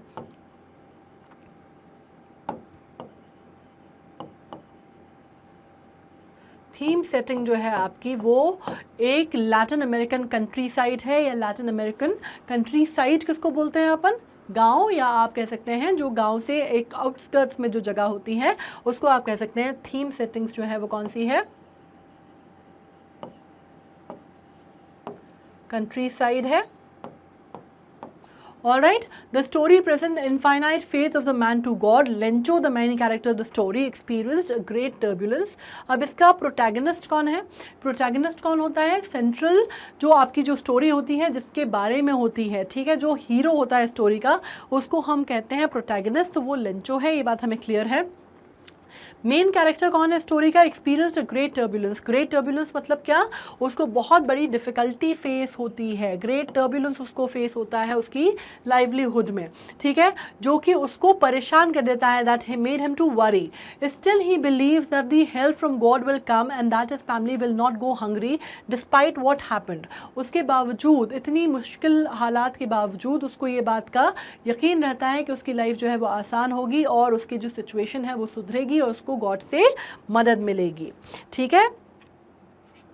अब यहाँ पे हमने जो स्टोरी पढ़ी है उसको हम स्मॉल समराइज़ करने की कोशिश कर रहे हैं ताकि आप जो एग्ज़ाम में जो आंसर्स लिखेंगे उसमें आपको इजी हो वो, ठीक है। लेंचो जो है वो फार्मर है, प्रोटैगनिस्ट है, जैसे मैंने कहा ऑफ द स्टोरी हीरो है, ठीक है। ये शब्द जो है ना इनको ध्यान रखना, ये शब्द आपके लिए इंपॉर्टेंट हो सकते हैं। कुछ कुछ जो words, turbulence, protagonist, these are the words that would be very helpful for you. आपको जब, जैसे हमने कहा ना, डिक्टेशंस में या आप कह सकते हैं वोकैबुलरी बिल्डिंग में ये वर्ड्स इंपॉर्टेंट होंगे, ठीक है। प्रोटैगनिस्ट है जो कि गॉड से सीख करता है help from the almighty, almighty, God, ये जो है सिनोनिम्स यूज़ किए गए हैं, ठीक है। गॉड, लॉर्ड, ऑलमाइटी, ये सब सिनोनिम्स यूज़ किए गए हैं भगवान के लिए। After discovering that his entire crop yield destroyed for the devastating hello storm. अब इसमें क्रॉप किसका था या फील्ड किसका था, इसके ऊपर भी सवाल आ सकता है, तो आपको पता होना चाहिए कॉर्न फील्ड था, ठीक है। खेती किसकी थी, कॉर्न फील्ड की थी, कॉर्न्स की थी।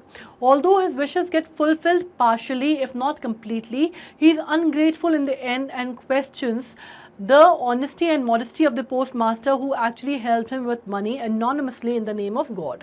अब इसमें एक चीज़ आ जाती है कि इसका फ्लिप साइड है स्टोरी का। हम क्योंकि कैरेक्टर एनालिसिस कर रहे हैं, हम कैरेक्टर स्केच ड्रॉ कर रहे हैं, ठीक है। स्टोरी हमने पूरी समझ ली। What we are doing now is we are drawing the character analysis. तो इसमें बात ये हो रही है कि इन द एंड, मतलब उसमें क्या दिखाया गया है कि ठीक है वो उसका बहुत फेथ रहता है गॉड पे। एक फ्लिप साइड है कहानी का कि उसका बहुत फेथ रहता है गॉड पे, अनक्वेश्चनेबल फेथ रहता है, अनसिंकेबल बिलीव रहता है। अनसिंकेबल मतलब जो चीज़ ख़त्म नहीं हो सकती, डूब नहीं सकती, ठीक है।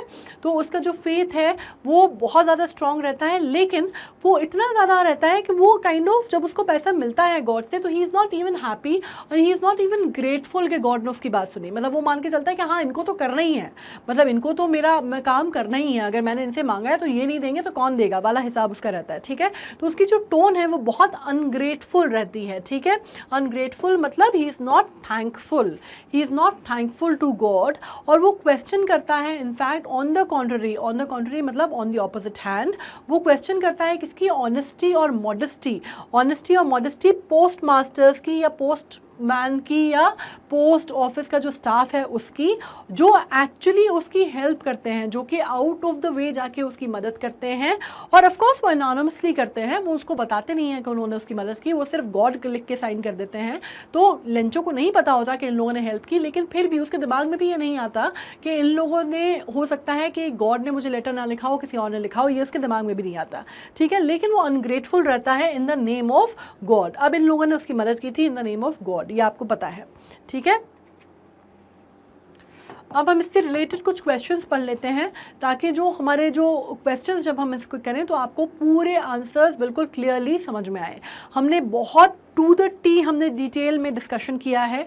I really don't think any problem should persist, या कोई भी किसी भी तरह के सवाल आपके दिमाग में बचे होंगे। I am trying to answer as many questions as possibly I can and we are trying to solve it to the end point, ठीक है, मतलब कोई भी लूप एंडेड मतलब ओपन एंडेड लूप्स हम नहीं छोड़ेंगे, ये हम कोशिश यहाँ कर रहे हैं।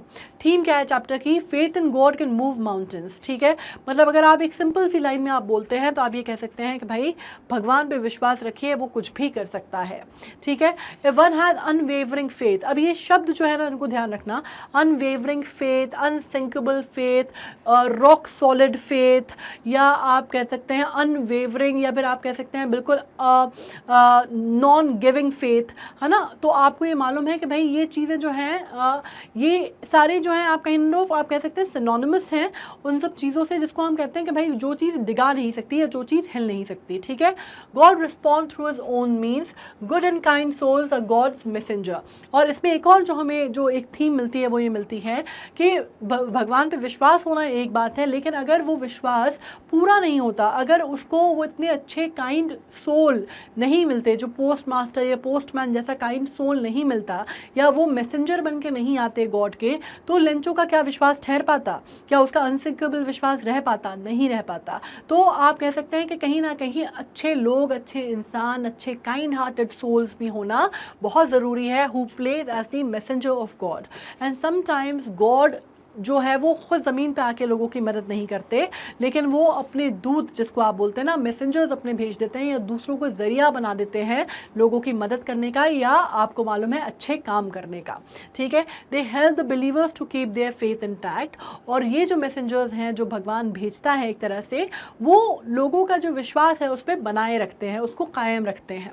अब नरेशन आप समझ लीजिए क्या है, थर्ड पर्सन नैरेटिव है, ठीक है। अगर आपसे कोई पूछे कि नरेशन कैसा है, एक होता है फर्स्ट पर्सन नैरेटिव, जब बात जो है अपने बारे में कही जाती है, फिर वैसे ही होता है सेकंड पर्सन नैरेटिव, और ये है थर्ड पर्सन नैरेटिव, ठीक है। मतलब स्टोरी जो है वो थर्ड पर्सन नरेशन में सुनाई गई है, ठीक है। तो इसका नरेशन स्टाइल कौन सा है? थर्ड पर्सन नैरेटिव है।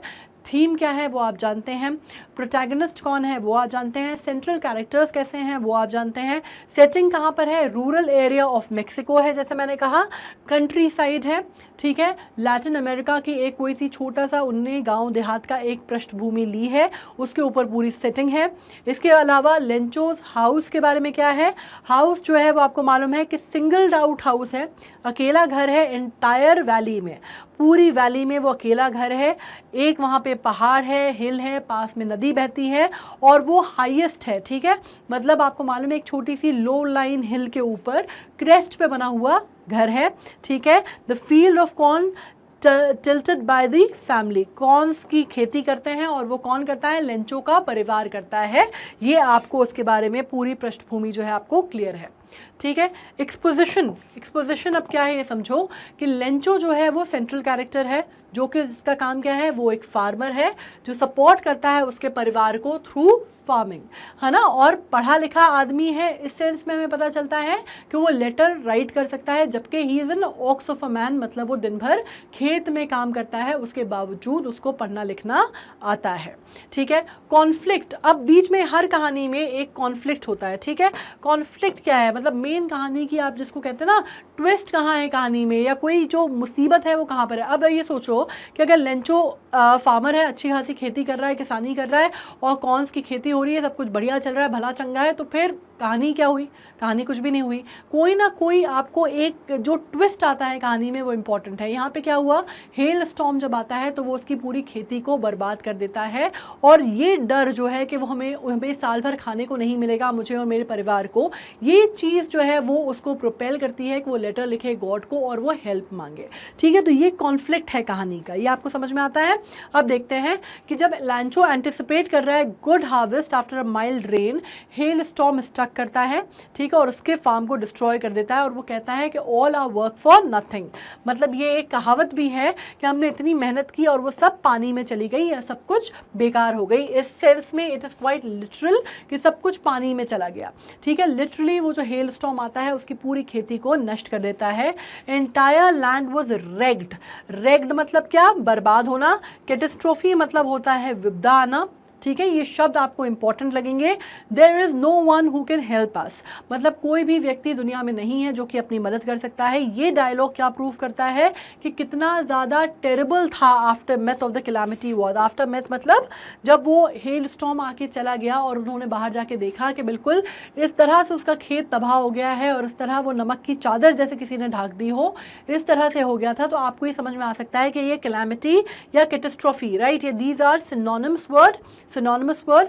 वो कितनी ख़राब थी, वो कैलामिटी या कैटास्ट्रोफी कितनी ख़राब थी या उसके दुष्प्रभाव कितने ज़्यादा थे, ये हम इस लाइन से समझ सकते हैं। There is no one who can help us, ठीक है। Was the type of conflict dominating the story is man versus nature. अब ये कॉन्फ्लिक्ट किस तरह का है? मैन वर्सेस नेचर का कॉन्फ्लिक्ट है, ठीक है। मतलब कॉन्फ्लिक्ट कहाँ पे शुरू हुआ है? मैन वर्सेस नेचर का। मतलब ये जो कैलामिटी आई है वो तो विपदा जो है वो नेचुरल डिजास्टर है, राइट। तो इस वजह से जो कॉन्फ्लिक्ट है हम क्या बोलेंगे? If somebody asks us what is a conflict in the story, the conflict is between man and the nature. This is very clear.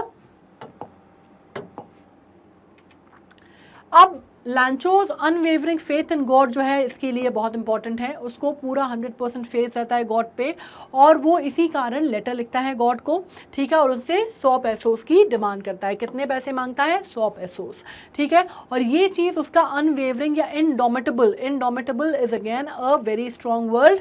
Indomitable will के लिए भी इस्तेमाल किया जाता है गॉड में, और वो कॉन्फिडेंट है इस बात का कि उसकी डिज़ायर जो है वो फुलफिल्ड होगी और गॉड उसकी बात को सुनेंगे, ठीक है। It was Lencho's innocent optimism. Innocent optimism का मतलब क्या होता है? जैसे मैंने कहा कि इतना मासूम था वो, इतनी इनोसेंस थी उसके अंदर कि उसको लगता था कि वो सिर्फ भगवान को लेटर लिख देगा तो वो चीज़ हो जाएगी। मतलब आज की तारीख पे कौन है, मतलब आप और मैं लिख सकते हैं कि लेटर गॉड को कि भाई हमें बहुत दिक्कत है और आप हमारी मदद करो। अगर हम लिखेंगे भी तो हम it will be very sarcastically written, it will not be full of innocence because we know that nothing can happen really, right।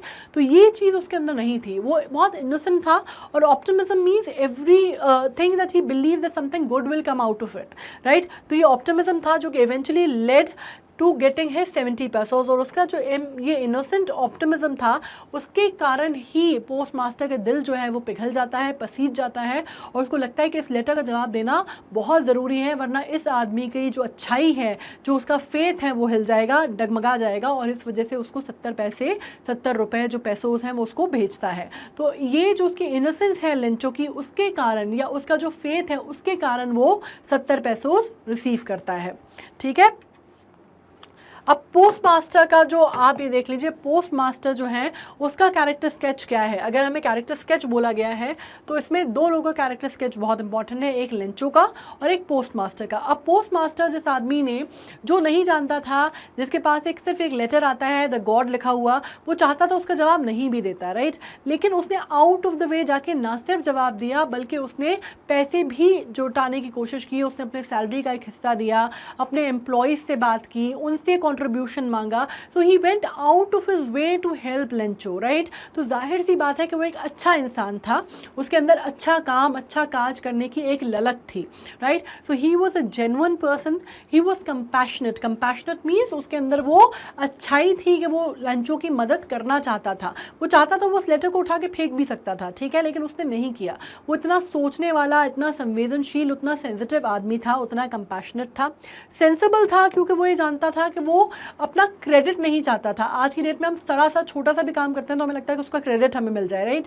लेकिन उसने इतनी मेहनत से वो पैसे जमा किए, इकट्ठा किए, दिए, और उसके बाद उसने क्या साइन कर दिया लेटर पे? गॉड। ताकि वो जानता था कि अगर मैं अपने नाम से दूंगा तो कोई पर्पस ही सॉल्व नहीं होगा, है ना। तो उसने गॉड करके साइन किया। वो ही वो so sensible and so sensitive to the understanding कि वो जानता था कि गॉड लिख के मैं अगर भेजूंगा तो ही उसका जो फेथ है वो गॉड में बना रहेगा। तो he was sensible, he was empathetic. Empathetic is a very important word here. जब हम बात करते हैं सिंपथी की, सिंपथी मतलब किसी और व्यक्ति पे तरस खाना, दया भाव आना, ठीक है। आपने किसी की सिचुएशन देखी और आपको उस पर दया आ गई। जबकि एम्पथेटिक का मतलब होता है आपने किसी व्यक्ति को देखा और आपको आपको क्या हुआ, आप उसका दर्द जो है महसूस कर पा रहे हैं, right. It is about connecting to a person at the same level. So he was empathetic with the person and generous. Of course उसने अपनी सैलरी का उसमें से पार्ट दिया, क्या ज़रूरत थी उसको, वो नहीं देता चाहता तो ठीक है, उसने 70 पैसों से इकट्ठे किए थे वो खुद रख लेता, या ही वॉज सो जेनरस कि उसने मतलब इतने खुले दिल से खुले हाथ से उसने वो पैसे उठा के लेंचो को दे दिए और उसका कोई क्रेडिट भी नहीं लिया। तो हमें पता चलता है जो कैरेक्टर स्केच अगर आपसे कोई पूछेगा पोस्ट मास्टर का कैसा था, तो ये सारी क्वालिटीज़ हम उसमें इंक्लूड करेंगे।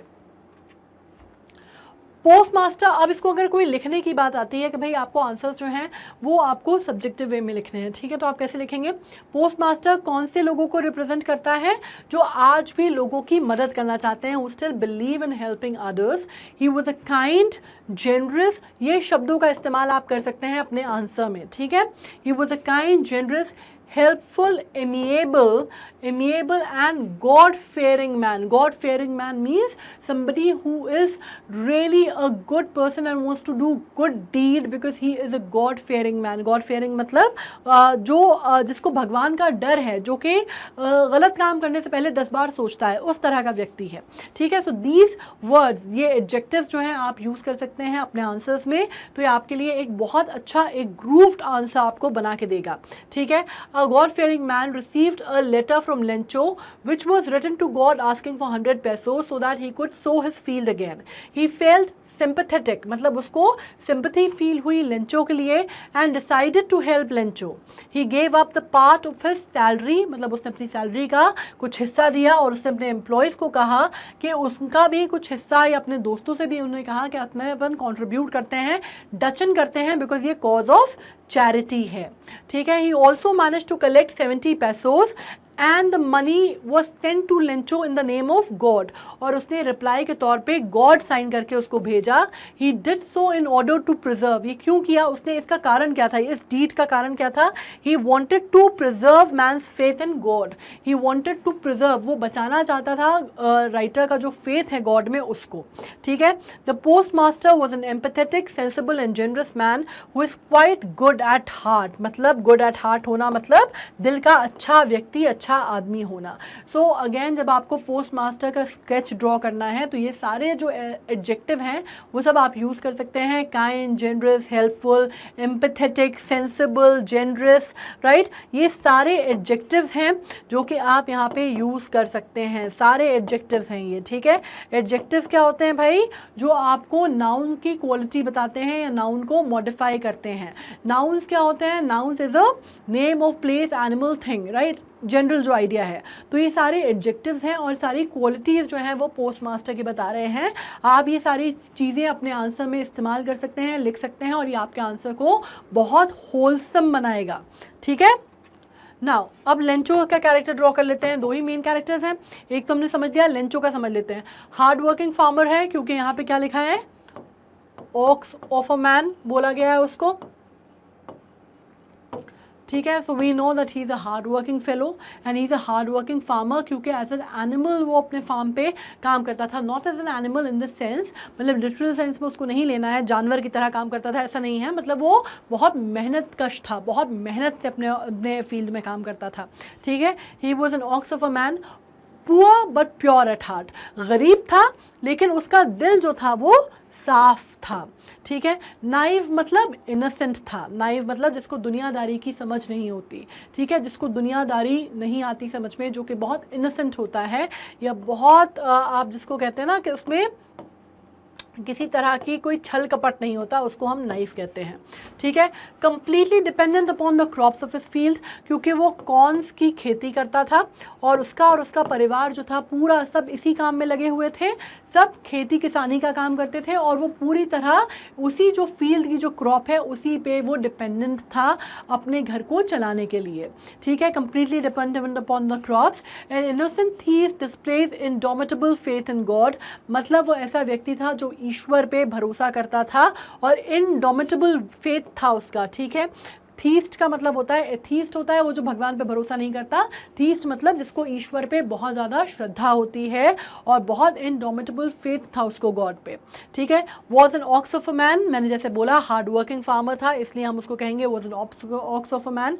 ऑप्टिमिस्टिक था, मतलब हर चीज़ में पॉजिटिव चीज़ में बिलीव करता था, उसको मालूम था कि भाई ऑप्टिमिस्टिक है, मतलब उसको ये मालूम था कि वो ये जानता था कि चीज़ें जो हैं वो हमेशा बेहतर या अच्छी ही होंगी, ठीक है। He was optimistic, caring head of the family था, उसको मालूम था कि उसकी जिम्मेदारी है कि उसको अपने परिवार को चलाना है, तभी उसने वो 100 पेसोस की, भले ही उसने खुद नहीं की, लेकिन उसने जो लेटर था वो उसने गॉड को लिखा, क्योंकि वो जानता था कि उसको उससे सीड खरीदने हैं ताकि वो दोबारा बुआई कर सके और खेती कर सके, right. So he was a caring head of the family, उसने अपने परिवार को परेशान नहीं होने दिया। दूसरी बात, गुड नॉलेज ऑफ फार्मिंग, क्योंकि वो कहीं ना कहीं गुड नॉलेज ऑफ फार्मिंग, क्योंकि उसने बादलों को देख के बता दिया था कि बारिश होने की संभावना है, और वो ये जानता था कि थोड़ी बहुत जो माइल्ड बारिश है it will be good for them, right. So he had a good knowledge of farming and also it has been said in the text, तो वो हम जानते हैं। Displays steadfast faith in God but no trust in fellow human beings. अब उसके साथ ये है कि आप एक बात समझ सकते हैं कि उसको ईश्वर पे तो बहुत ज़्यादा भरोसा था, लेकिन भगवान के अलावा वो जो लोग हैं, जो इंसान हैं, उन पर भरोसा नहीं कर पाता था। मतलब ये चीज़ हम एक सिंपल वे में समझ सकते हैं कि या तो उसको भगवान पे इतना ज़्यादा भरोसा था कि उसके दिमाग में ये चीज़ था कि भाई ये तो हो ही नहीं सकता कि भगवान मुझे कम पैसे भेजे, ये उसके दिमाग में था। लेकिन उसने एक बार भी ये नहीं सोचा कि हो सकता है कोई और बात हो। उसने सीधे सीधे क्या किया, जो पोस्ट मास्टर या एम्प्लॉय थे उनको क्या कह दिया, बंच ऑफ क्रुक्स। तो ये bunch of crooks was a very hard language to use, right, and it was like he did not really believe in the fellow human beings and he had a little scanty regard for them, ठीक है। तो ये चीज़ हमें उसके बारे में पता चलती है। ये देखो, ये तो मैं सिर्फ आप पढ़ लो ताकि आपको आंसर लिखने में आसानी हो, ये हम बहुत बार डिस्कस कर चुके हैं, so let's not get around it again and again, fine. So instances from the story to show लेंचो's faith and confidence in God. Lencho thought only of his one hope, the help of God, whose eyes, as he has been instructed, see everything, even what is deep in one's conscious. ये आपको reference to context के sense में भी समझ सकते हो, ठीक है, कि जब इस तरह की बात पूछी जाती है तो उसका मतलब क्या होगा कि वो ये जानता है या उसको ये बचपन से पढ़ाया समझाया गया होगा कि ईश्वर से कुछ नहीं छुपा और ईश्वर सब कुछ देख लेता है, वो भी जो इंसान के दिल में छुपा हुआ हो, ठीक है। तो ईश्वर से कोई भी चीज़ जो है वो छुपी हुई नहीं है। This is very important and this was the understanding या this was the thing that he was brought up with, ठीक है। Again Lencho showed not the slightest surprise on seeing the money in the envelope, such was his confidence। मतलब ये जो lines है ना, ये हमने सीधे टेक्स्ट से ली हैं, ठीक है। तो आपको ये मालूम है कि दूसरी बात, उसने जब पैसा उसने देखा तो उसको किसी भी तरह का सरप्राइजिंग उसका कोई रिएक्शन नहीं था, not even the slightest of surprise was there. वो जानता था कि भाई भगवान को तो भेजना ही है मुझे पैसा, तो उसने भेज दिया, ठीक है। But he became angry when he counted the money. God could not have made a mistake nor could he have denied Lencho what he had requested. मतलब उसने लेकिन जब पैसा देखा तो उसको गुस्सा आया, क्यों? क्योंकि वो ये जानता था कि भाई भगवान ना तो मुझे कम पैसे भेजेंगे और ना ही वो गिनती करने में गलती कर सकते हैं, ठीक है। तो ये सारी जो लाइंस हैं ये रेफरेंस टू कॉन्टेक्स्ट के हिसाब से लाइंस हैं और आप इससे सीधे सीधे उसका मतलब निकाल सकते हैं।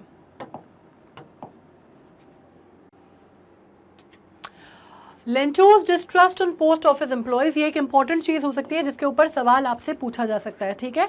और ये आपको एक्सप्लेन करना होगा और इसमें जो लाइंस हैं, जो कि बंच ऑफ क्रूक्स उसने बोला है ना, ये चीज़ बहुत क्लियरली इस चीज़ को डिस्क्राइब कर देगी, ठीक है। आपको किस तरह से पता चलता है?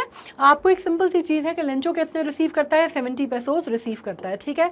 100 पेसोस की डिमांड करता है वो गॉड से, वो लेटर भेजता है 100 पेसोस के लिए, 70 पेसोस आते हैं और वो लेटर लिखता है, दूसरा लेटर लिखता है गॉड को, जिसमें वो डिमांड करता है कितनी, 30 पेसोस का, ठीक है। जो रिमेनिंग 30 पेसोस हैं उसकी डिमांड करता है और वो यहाँ तक भी कह देता है कि वो इतना ज़्यादा हो जाता है कि उसको इतना गुस्से में, he is just fuming with anger for not receiving 100 pesos and he's so sure about the fact that the God has sent him 100 pesos but the post office employees must have taken that. मतलब आप ये कह सकते हैं कि वो इतना ज़्यादा क्योंकि या तो उसका विश्वास भगवान पे इतना ज़्यादा था कि वो अपने फेलो बींग्स पे ही एंड अप डिसबिलीविंग देम, उन लोगों पे जिसने उसका भरोसा तोड़ा, उसको लगता है, लेकिन जिन्होंने बेसिकली उसकी मदद की थी, ठीक है। तो वो उसकी मदद, उनकी बात नहीं मानता, या बात नहीं मानता इन द सेंस आप कह सकते हैं कि वो उन पर भरोसा नहीं करता, उनको बंच ऑफ क्रोक्स बोल देता है, ठीक है। और वो 30 पेसोस वो इतनी दूर चला जाता है कि वो ये कहता है कि ऑफिस क्लर्क्स थे या ऑफिस के जो लोग थे या पोस्ट ऑफिस के जो लोग थे उन्होंने 30 पेसोस चुराए हैं। मतलब to an extent that when he calls them a bunch of crooks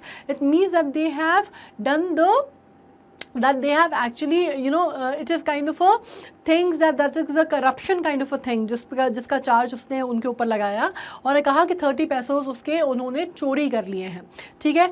rather than being appreciative is again a word for being grateful, ठीक है। rather than being appreciative that he received the help at all, मतलब वो basically grateful नहीं है बिल्कुल भी कि उसको हेल्प मिली, या भगवान के लिए भी वो ग्रेटफुल नहीं है, मतलब भगवान ने अगर उसको दिया तो बिल्कुल ऐसे उसका जो फेथ है वो ठीक है अपनी जगह, बहुत बहुत ज़्यादा अनडॉन्टेड है, लेकिन उसमें एक और चीज़ है कि वो ये नहीं मानता कि भगवान ने अगर मुझे कोई चीज़ दी है, नवाजी है, तो मैं उसके लिए शुक्रगुजार हूँ, I am not thankful to God. He doesn't show any sign of being grateful और थैंकफुल, मतलब उसको कहीं ना कहीं गॉड के ऊपर भी है कि हाँ ये तो देंगे ही, और दूसरा हेल स्टॉर्म भी इन्होंने ही भेजा था तो ठीक है, मदद भी मैं इन्हीं से मांग रहा हूँ, वो वाला एटीट्यूड है उसके अंदर, ठीक है। तो ये उसकी एक प्रॉब्लम है। He makes claim against the post office, और वो जब लेटर लिखता है तो उसको कहता है bunch of crooks, and this is a very important line and a very interesting line also, and this should be there in your answers, ठीक है। आपको आंसर्स में अगर आप इसको लिखेंगे तो ये बहुत सही है। He asked God to refrain from sending the remaining money through the post office, और ये बात हमें कैसे पता चलती है, क्योंकि वो कहता है कि अगर आप मुझे पैसे भेजेंगे, जो कि अगेन वो जानता है कि 30 रुपए जो है वो भगवान जो 30 पैसों हैं वो भेजेंगे, और वो क्या कहता है कि ठीक है लेकिन इस बार मेल के जरिए मत भेजना, ठीक है। और आपको क्या लगता है, अगर आपको मैं आपकी अंडरस्टैंडिंग से पूछूं तो डू यू थिंक कि अब वो जो पोस्ट मास्टर है, क्योंकि ऑब्वियसली भगवान ने तो पैसे भेजे नहीं थे, पोस्ट मास्टर ने भेजे थे, आपको क्या लगता है कि वो 30 पैसों भेजेंगे? अब तो भेज भी नहीं सकते क्योंकि इसने साफ साफ कहा है कि मेल के थ्रू नहीं भेजना है। तो ऑब्वियसली ये जो उसका सेकेंड लेटर है, what do you think, that will remain unanswered in all probability, right. और फिर वो कहीं ना कहीं फिर उसको लेके उसको लगेगा कि ऐसे कैसे हो सकता है कि भगवान ने मुझे मेरे लेटर का जवाब नहीं दिया, राइट। तो ये कहीं ना कहीं उसने जो बहुत ज़्यादा ओवर, जिसको आप कहते हैं स्मार्टनेस दिखाई है या अनग्रेटफुलनेस दिखाई है, उसका नतीजा ये होगा कि उसके सेकेंड लेटर का उसको जवाब इन ऑल पॉसिबिलिटी नहीं मिला होगा, ठीक है। नाउ यूज़ ऑफ आयरनी क्या है? आयरनी मतलब क्या होती है भाई, कोई चीज़ जो कि बहुत ही आयरॉनिकल, जैसे आपने सुनी होगी फिगर ऑफ स्पीच जब हम यूज़ करते हैं तो उसमें आयरनी आता है, ठीक है। स्टोरी सिचुएशनल आयरनी है, ठीक है। स्टोरी में किस तरह की आयरनी है? स्टोरी सिचुएशनल आयरनी है। लेंचो को कोई डाउट नहीं थे कि भगवान उसकी मदद करेगा, but he had all the doubts about people working in the post office, ठीक है। उसको लोगों पे, फेलो ह्यूमन बींग्स पे उसको भरोसा नहीं था। ही सस्पेक्टेड देम दो ही हेल्प देम, दो दे हेल्प देम, ठीक है। उनके ऊपर सस्पेक्ट करना मतलब शक करना, ठीक है। उनके ऊपर उसने शक किया जबकि उन्होंने इसकी मदद की थी। Instead of praising them he cursed them, उनकी सराहना या उनकी तारीफ करने की जगह कर्स करना मतलब उनको आप कह सकते हैं भला बुरा बोलना या फिर उनके बारे में बुराई करना इनकी, ठीक है। Bunch of crooks taken rest of the money strange and amusing, ठीक है। इसमें आपको लगता है बंच ऑफ क्रूक्स कह के जब वो बुलाता है तो ये दोनों चीज़ें जो हैं इसके ऊपर भी सवाल आपसे पूछा जा सकता है। Taken rest of the money strange and amusing, ये एक बहुत स्ट्रेंज भी है, और ये सीधी सी बात है, जब पोस्ट मास्टर ने पढ़ा होगा तो उसको भी दोनों चीज़ें लगी होंगी, उसको स्ट्रेंज भी लगा होगा, थोड़ा सा डिसहार्टेंड भी हुआ होगा, थोड़ा सा उसको गुस्सा भी आया होगा, ख़राब भी लगा होगा, लेकिन उसको कहीं ना कहीं अम्यूजिंग भी लगा होगा, है ना। कई बार उसको ये भी लगा होगा कि देखो यार इतने के बाद भी इस आदमी का विश्वास नहीं हिला, इसको मतलब ये इतना भरोसा है कि भेजा भगवान नहीं है कि उसने हमको चोर बोल दिया, लेकिन उसको ये नहीं लगा कि ऐसा कैसे हो सकता है कि भगवान ना भेजे, ठीक है। तो ये कहीं ना कहीं अम्यूजिंग भी था। The irony of the situation is the finger pointing on those who had tried to help out Lencho. Irony क्या है सिचुएशन की? भाई आयरनी ये है कि इस पे जो उंगली उठाई गई है, ये इल्ज़ाम लगाया गया है उन लोगों पे लगाया गया है चोरी का, जिन्होंने बेचारों ने आउट ऑफ द वे जाके मदद करने की कोशिश की, ठीक है। तो आप कह सकते हैं ना कि ये बहुत ही दुर्भाग्य है या बहुत ही बड़ी विडंबना है कि भाई उन्हीं लोगों ने जिन्होंने मदद करने की कोशिश की, उन्हीं के ऊपर चोरी का इल्ज़ाम धर दिया गया, ठीक है। In real life also we come across such situations, हम भी अपनी लाइफ में इस तरह की सिचुएशंस हमें कई बार मिल जाती हैं।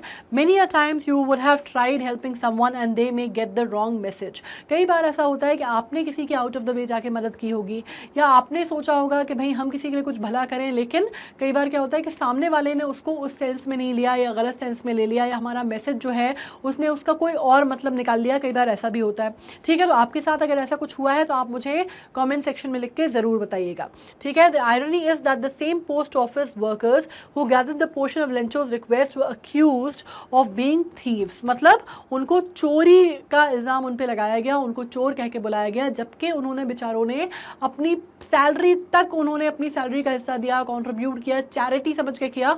और चैरिटी के लिए उनको थैंकफुल होना या उनके लिए ग्रेटफुल होना तो एक अलग बात है, बल्कि उनको चोर कहकर भी संबोधित कर दिया गया। तो ये जो है ये है आयरनी ऑफ द सिचुएशन, ठीक है। अब दो कॉन्फ्लिक्ट हैं स्टोरी में, ठीक है। कॉन्फ्लिक्ट, एक कॉन्फ्लिक्ट तो हमने वो हेल स्टॉर्म वाला पढ़ लिया था, ये आपको क्लियर है। अगर आपको आंसर पूछा जाए दूसरा कॉन्फ्लिक्ट क्या है, हम ये पढ़ लेते हैं, ठीक है। ये चीज़ें जो मैं आपको बता रही हूँ ये आपके आंसर्स जो आप लिखेंगे उसमें आपके लिए मददगार होगा। An initial part of the story, the episode of rainfall turning into the hail storm shows the conflict between man and nature. Initial conflict हमने पढ़ लिया था, ठीक है, कि मैन एंड नेचर के बीच में है। When it is a rainfall, जो कि आदमी बहुत हैप्पी होता है, वो आपने देखा था ना उसमें कि वो शुरू में कैसे बाहर गया and he just wanted to feel the enthusiasm of having the rain falling down on him, उसकी बॉडी के ऊपर, राइट। ही वेंट आउट, पर वो अंदर जैसे ही आता है खाने के बाद उस टाइम पे उसको रियलाइज होता है कि हेल स्टॉर्म आ गया है, ठीक है। पहले वो क्या होता है, रेनफॉल जो है, the man is very happy dreaming about the happy days ahead. उसको लगता है कि बारिश हुई है, वाह वाह वाह, काले बदरा छाए हैं, बारिश हुई है और बहुत अच्छे दिन आने वाले हैं, बहुत अच्छी खेती, बहुत अच्छी फसल होने वाली है, ठीक है। यहाँ से वो सोचता है। लेकिन but once the rain turns into the hail, the man is ruined of the happening of the hailstorm। अब उसकी जो आप कह सकते हैं कि उसकी जो खुशी थी वो पूरी की पूरी बर्बाद हो जाती है जब उसको रियलाइज़ होता है कि ये सिक्के नहीं बरस रहे हैं, ये हेल स्टॉर्म्स हैं जो कि उसकी खेती को तबाह कर रहे हैं, ठीक है। The way Lencho is feeling sad and gloomy after the storm appropriately project the conflict of nature and the man. अब उसका जो रिएक्शन है ना उसके बाद, जैसे वो कहता है कि भाई इतना नुकसान तो जो प्लेग ऑफ लोकस्ट है वो भी नहीं पहुँचाती जितना हेल स्टॉर्म ने पहुँचाया। और वो कहता है कि भाई all are hard work for nothing, या वो कहता है कि अब हमारी मदद दुनिया में कोई नहीं कर सकता सिवाय भगवान के। या उसकी जो वाइफ है उसको सांत्वना देती हैं कि भाई कोई भी भूखों नहीं मरता। ये जो चीज़ें होती हैं ना, इनसे जो वर्ड्स लिखे गए हैं ये डिपिक्ट कर रहे हैं कि कितना ख़राब हेल स्टॉर्म था और कितना ज़्यादा तबाही उस हेल स्टॉर्म ने मचाई है, ठीक है। तो ये जो मैसेज है ये बहुत क्लियर है, बहुत क्लियर कट मैसेज है और ये हमें समझ में आता है, ठीक है। लेंचो ब्लेम करता है किसको। अब उसके बाद एक ये जो आपका कॉन्फ्लिक्ट है ख़त्म हो गया, ये मैन और नेचर के बीच का है। अब latter part of the story में दूसरा कॉन्फ्लिक्ट आता है जिसमें क्या होता है, showing the conflict between humans. अब ये जो है ये इंटर ह्यूमंस का जो कॉन्फ्लिक्ट है वो है। अब इसमें क्या होता है, बेसिकली कॉन्फ्लिक्टिंग सिचुएशन तो नहीं आती है, but although nothing is written what happened after that, but nobody can imagine the mental situation the post master might have felt after he read the message. मतलब इसके लिए सिर्फ हम एक आकलन कर सकते हैं कि भाई पोस्ट मास्टर ने जब वो पढ़ा होगा तो उस पर क्या बीती होगी, या उसने क्या सोचा होगा, या किस तरह की भाव उसके दिमाग में आए होंगे, या what all he might have gone through, what all he might have thought और फेल्ट, राइट। ये चीज़ें उसके दिमाग में, आप सिर्फ इसका आप एक अंदाज़ा लगा सकते हैं। You can only predict perhaps what he might have thought, but you don't have any idea, मतलब nothing have been written about it कि इवेंचुअली उनको क्या लगा, या स्टोरी ने क्या टर्न लिया, कि क्या सेकेंड लेटर का जवाब आया, या पोस्ट मास्टर ने जाके लेंचो को बताया कि लेटर उसने लिखा है, क्या पोस्ट मास्टर को गुस्सा आया, क्या उन्हें अम्यूजिंग लगा, क्या उन्हें दुख हुआ, क्या उन्हें सरप्राइजिंग लगा, शॉकिंग लगा। बाकी जो लोग थे, क्योंकि बाकी भी पोस्ट ऑफिस में जितने लोग थे उन्होंने भी उसमें अपना अपना योगदान दिया था, पैसे कंट्रीब्यूट किए थे, उनका क्या रिएक्शन आया। तो हमें ये सब कुछ जो चीज़ें हैं ये everything has been left on the imagination of the reader, ठीक है। Most of the things have been left on the imagination of the reader. इसको कंक्लूसिव एंड पे नहीं पहुंचाया गया है, ठीक है। ओपन एंडेड रखा गया है, कंक्लूसिव एंड पे नहीं पहुंचाया गया है। आपकी बात जो है वो ओपन एंडेड है। उसके बाद क्या हुआ होगा इसमें बहुत सारी पॉसिबिलिटीज़ की जो संभावना है वो अभी भी कायम है। तो राइटर ने क्या किया है, आपको सोचने के लिए विवश किया है। He has actually given you a link या क्यू जिसके ऊपर आप आगे विचार कर सकते हैं, और उसको एंड पे नहीं पहुंचाया है, ठीक है। Means it has given a, पहली बात है कि ओपन एंडेड स्टोरी है,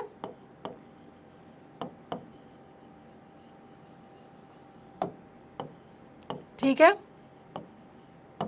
which means it has did not reach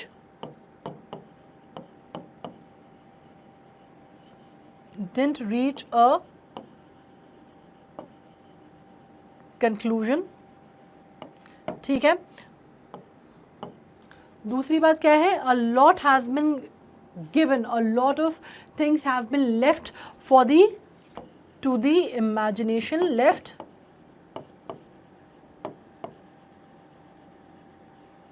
to the imagination of the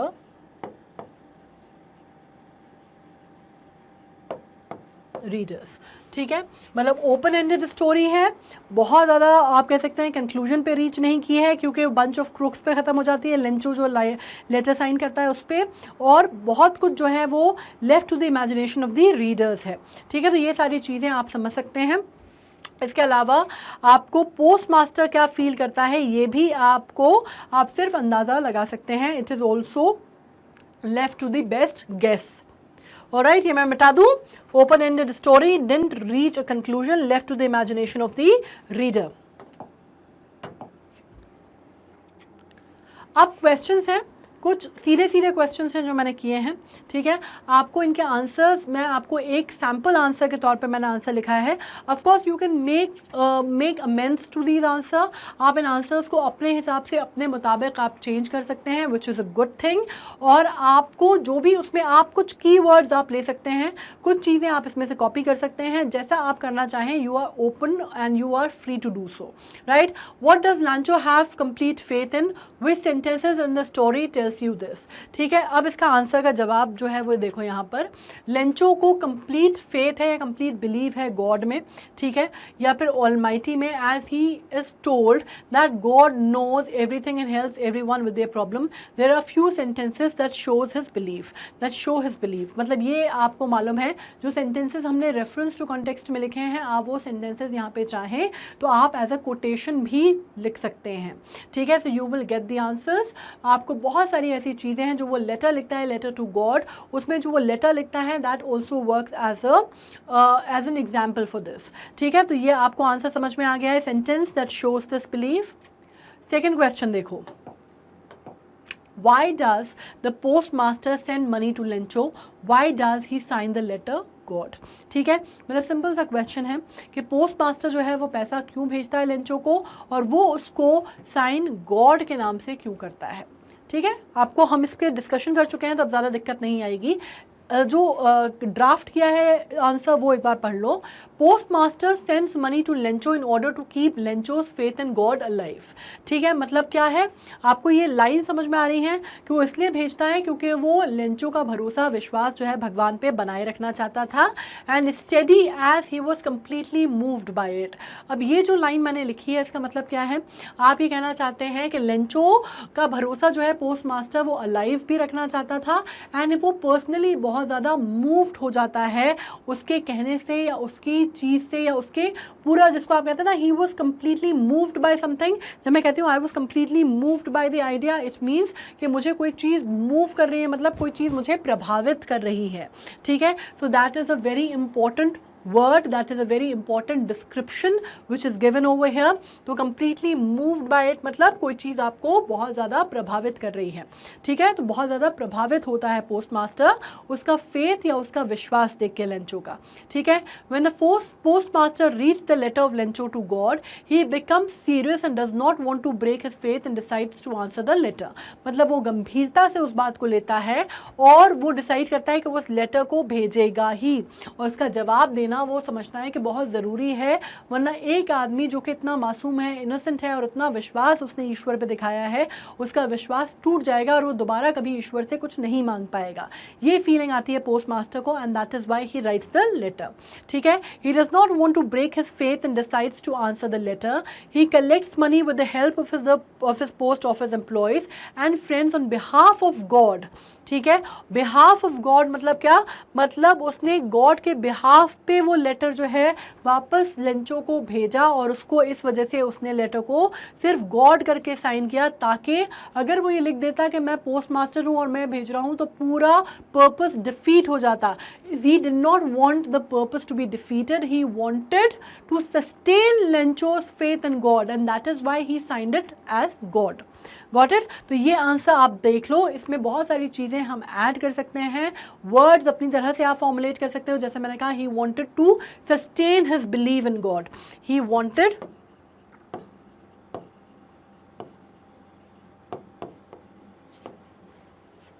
to sustain Lencho's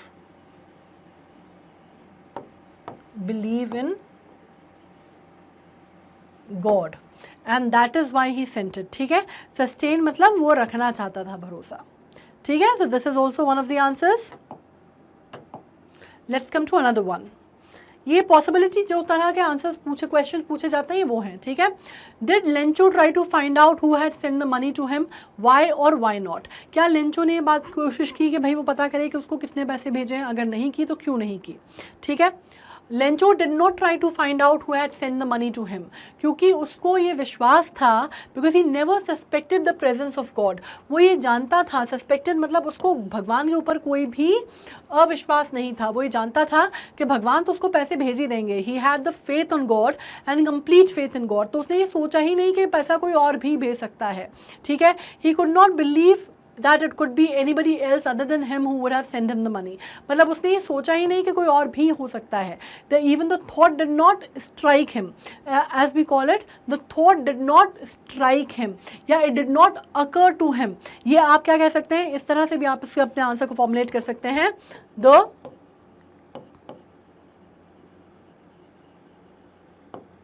thought did not strike to him or it did not even occur to him. है ना, दोनों चीज़ों का मतलब same है. इसको आप किस तरह से बोल रहे हैं बात को, वो बहुत इंपॉर्टेंट है. Alright, it did not even occur to him, या thought did not even strike to him. ठीक है, his faith in God was so strong that he believe that he had sent money to him for his help to in his problem. ठीक है, उसकी जो मुश्किल की घड़ी है उसका मानना था कि गॉड ने उसको पैसे भेजे हैं. तो ये आंसर आप इस तरह से फॉर्मुलेट कर सकते हैं. ये दो थॉट भी आप इसमें लिख सकते हैं. ठीक है, इस तरह से भी आप इसको फॉर्मुलेट कर सकते हैं. ये मैं मिटा दे रही हूँ. Who does Lencho think has taken the rest of the money? What is the irony of the situation? Remember that the irony of the situation is an unexpected aspect of it. ठीक है, क्या मतलब होता है irony of situation का, जिसको हम हिंदी में बोलते हैं विडम्बना. ठीक है, ये अभी हमने इसको डिस्कशन करा हुआ है तो आपके लिए ज़्यादा मुश्किल नहीं आएगी. एंड आयरॉनिक सिचुएशन जो होती है वो स्ट्रेंज और अम्यूजिंग भी हो सकती है, बिकॉज ऑपोजिट होता है जो हमने एक्सपेक्ट किया होता है उसका. ठीक है, तो ये आयरनी क्या होती है इसके बारे में भी मैंने आपको यहाँ पे बताया हुआ है. ठीक है, तो इसमें आपको कोई दिक्कत नहीं होगी. क्वेश्चन का आंसर हम ऑलरेडी डिस्कस कर चुके हैं तो ये भी दिक्कत नहीं होगी. पढ़ लेते हैं. Lencho thinks that the post office employees have taken the rest. It is in fact he is sure about it. Like Lencho is perhaps sure about it that the post office employees have taken the money, as he demanded 100 pesos for God in the letter and there were only 70 pesos, and God cannot make such a mistake. God cannot even make such a blunder. You can write mistake की जगह आप यहाँ पे शब्द क्या इस्तेमाल कर सकते हैं, blunder. है ना, मतलब बड़ी मिस्टेक. इतनी बड़ी मिस्टेक भगवान थोड़ा कर सकते हैं. तो वो अज्यूम कर लेता है कि उन्होंने किसने चोरी किया है, पोस्ट ऑफिस एम्प्लॉइज ने पैसा चोरी किया है. The irony in this situation is Lencho suspect those people who helped him. अब इसमें आयरनी क्या है सिचुएशन में, जैसे यहाँ पे हमने जो आयरनी का मतलब समझा उससे हमें क्या समझ में आता है कि भाई आयरनी ये है सिचुएशन में कि वो लोग जिन्होंने मदद की और जिनको तारीफ मिलनी चाहिए थी या प्रशंसा मिलनी चाहिए थी अपने काम की, उनको प्रशंसा तो छोड़ो, उनको चोर ठहरा दिया गया और उनको बंच ऑफ क्रुक्स बोल दिया गया. ठीक है, तो irony is the situation is that Lencho suspect those people who helped him with his problem and try to keep his faith alive in God. मतलब लेंचो ने उन्हीं लोगों पे उंगली उठा दी जिन लोगों ने उसके लिए अच्छाई की और मदद करने की उसकी कोशिश की. ठीक है, ये आंसर भी आप इस तरह से फ्रेम कर सकते हैं.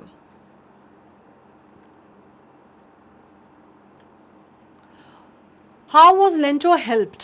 ठीक है, लेंचो की मदद कैसे हुई भाई, लेंचो की मदद जो हुई, बड़ा सीधा सा क्वेश्चन है, आंसर भी बड़ा सीधा सा लिखा है अपन ने। The post master a kind hearted and generous man. और आपको याद है ना कि मैंने एक पोस्ट मास्टर के लिए आपको और भी सारे एडजेक्टिव्स बताए हैं जो आप इस्तेमाल कर सकते हैं। एम्पैथेटिक, कंपैशनेट, बहुत सारे एडजेक्टिव्स हैं जो आप और इस्तेमाल कर सकते हैं। Read Lencho's letter address to God to sustain his faith. The post master raised money from friends and colleagues and sent it to Lencho in the name of God. तो इस तरह से लेंचो की मदद हुई। ये जो आंसर्स हैं आप चाहें तो उसके आप लिख भी सकते हैं और आप चाहें तो आप इसका स्क्रीनशॉट भी ले सकते हैं। Do you think the post office employees were a bunch of crooks? Not at all, right? They were wonderful, generous people who helped, who went out of their way to help a man who was going through the troublesome time, right? So, no, they were kind, generous and helpful persons. The postmaster contributed a part of his salary and motivated his friends and colleagues for a charitable cause. So they were not a bunch of crooks. So this is the answer and this is how you will draft the answer. ठीक है, they were kind, generous, helpful persons, या फिर आप क्या लिख सकते हैं, they were kind, generous, helpful people, right फिर एस नहीं आएगा उसमें, ठीक है। Post master contributed a part of his salary and asked भी हो सकता है, मोटिवेट करना मतलब किसी चीज़ के लिए प्रोत्साहित करना, ठीक है, उसने मोटिवेट किया चैरिटेबल कॉज के लिए, आप यहाँ पे आस्क्ड भी लिख सकते हैं, सिंपल सा। So it depends on how you want to frame the statement. Charitable cause, so they were not a bunch of crooks. How was Lencho sure that it was going to rain. अब ये बात आ जाती है rain की, ठीक है, पहले क्योंकि उसने क्या देखा होता है, उसने आसमान को देखा होता है और उसको लगता है भाई नॉर्थ ईस्ट की तरफ से जो बादल हैं वो घिरे चले आ रहे हैं और बारिश होगी। तो इसको हमने लिखा कैसे है, Lencho new his field intimately, मतलब फील्ड्स इंटीमेटली मतलब क्या, मतलब बहुत अच्छे से किसी को बहुत करीब से जानने का मतलब होता है, ठीक है।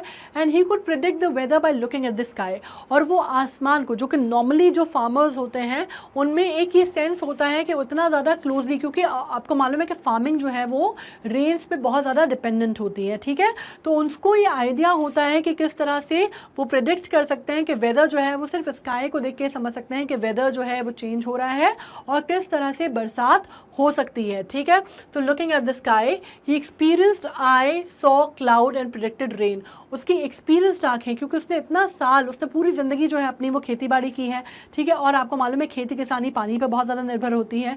तो वो इतने सालों में इतना सीजनड हो गया था, इतना सीजनड हो गया था कि उसको मालूम था, उसकी एक्सपीरियंस्ड आइज देख के बता सकती हैं क्लाउड्स को कि बारिश होगी, ठीक है। अब आपको ये क्या कह सकते हैं, इसको हमने लिखा कैसे है, इज एक्सपीरियंस्ड या फिर सीजनड, ठीक है। आप इसको क्या कह सकते हैं, एक्सपीरियंस की जगह आप इसको सीजनड भी कह सकते हैं, ठीक है। Seasoned eyes saw clouds and predicted the rain, ठीक है। तो इस तरह से हम इसको फॉर्मुलेट करेंगे आंसर को। What was Lencho's pride and possession? अब ये प्राइड एंड पोजेशन का मतलब क्या हुआ भाई, प्राइड एंड पोजेशन ये जो शब्द हैं इनसे आपको क्या मतलब निकला, इनसे क्या समझ पा रहे हैं आप। आंसर बड़ा सीधा सा है कि वो एक सॉलिटरी हाउस में रहता था, ठीक है, खाली घर में रहता था। कहाँ पे था, ये जो शब्द है ना इनको इंपॉर्टेंट है ये, ठीक है। सॉलिटरी मतलब अकेला। क्रेस्ट आपको मालूम है पहाड़ की जो ऊपर की चोटी होती है उसको बोलते हैं, low hill in the valley.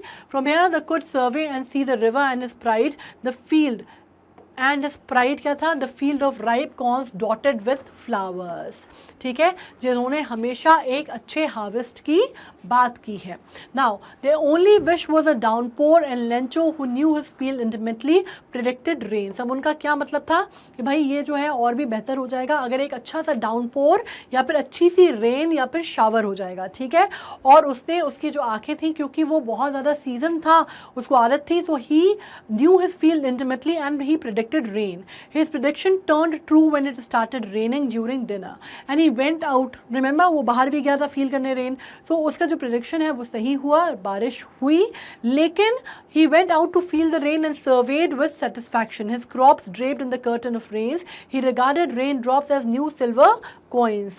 और वो जो नई रेन्स हैं उसको उसने क्या कहा, उसने कहा कि बिल्कुल ऐसी हैं जैसे चांदी के सिक्के हों, ठीक है। तो ये आप इसको इस तरह से फॉर्मुलेट कर सकते हैं। Lencho lived in a solitary house on the crest of the low hill in the valley. From here he could survey and see the river and his pride, the field of ripe corns dotted with flowers. उसका pride and possession क्या था, वो जो उसका field था वो, ठीक है। These always promised a good harvest. Their only wish was a downpour. Their मतलब कौन, Lencho and his family. Downpour and Lencho, who knew his field intimately, predicted rains, और उसका prediction सही भी हुआ, turned true when it started raining during dinner, right? He went out to feel the rain and surveyed with satisfaction his crops draped in the curtain of rains. He regarded raindrop as the new silver coins. ये बड़ा simple सा answer है. Why was Lancho angry when he received the letter? अब बड़ा simple सा है ना, इसके बारे में हमने बहुत सारा डिस्कशन किया है. आंसर पढ़ लेते हैं. The postmaster could raise only 70 pesos, which he sent to Lencho, supposedly from God. ठीक है. Lencho was angry to find 30 pesos less, क्योंकि उसको 30 पैसे कम मिले थे ना, 30 pesos. तो he was less than the amount he asked for, which was 100 pesos. He was angry because he thought that the post office employees had kept 30 pesos sent to him by God. और वो मानता है कि post office employees ने उसके पैसों की चोरी कर ली है और 30 pesos चुरा लिए हैं. So this is the answer and this is how you can make it up. How do you think the postmaster felt when he received the Lencho's second letter? What do you think he did? अब भाई postmaster को कैसा लगा होगा जब उसको ये letter मिला? The postmaster must have felt shocked and let down. ये तो ऑब्वियसली लगा होगा, किसी ने इतनी मेहनत की, किसी ने आउट ऑफ द वे जाके आपके लिए कुछ किया और आपने चलो उसे एनोनिमसली किया, लेकिन आपने इस तरह से उसको बंच ऑफ क्रूक्स बोल दिया. वो थैंकफुल नहीं होता तो भी चल जाता, लेकिन बंच ऑफ क्रूक्स बोला तो उसको कैसा लगा होगा? He must have felt let down. So this is what we have written. The contentment that he felt when Lencho had taken the letter would have been replaced by consternation. ठीक है. ये शब्द जो मैंने यहाँ पे लिखा है, ये शब्द आपको समझने होंगे, इनके वर्ड्स जो हैं बहुत इंपॉर्टेंट हैं. हमने एक तरह से इसको फॉर्मुलेट किया है. You got to understand them. All his generosity and desire to maintain Lencho's faith had been wasted. उसकी जो मेहनत थी वो वेस्ट हो गई कि वो लेंचो का फेथ बना के रखना चाहता था, लेकिन कहीं ना कहीं उसने लेंचो का फेथ तो बना लिया, लेकिन कहीं ना कहीं वो खुद जो है उसकी नज़र में क्या बन गया? कल्प्रिट बन गया. ठीक है. Yet I believe he must also have been amused at Lencho's unbreakable faith.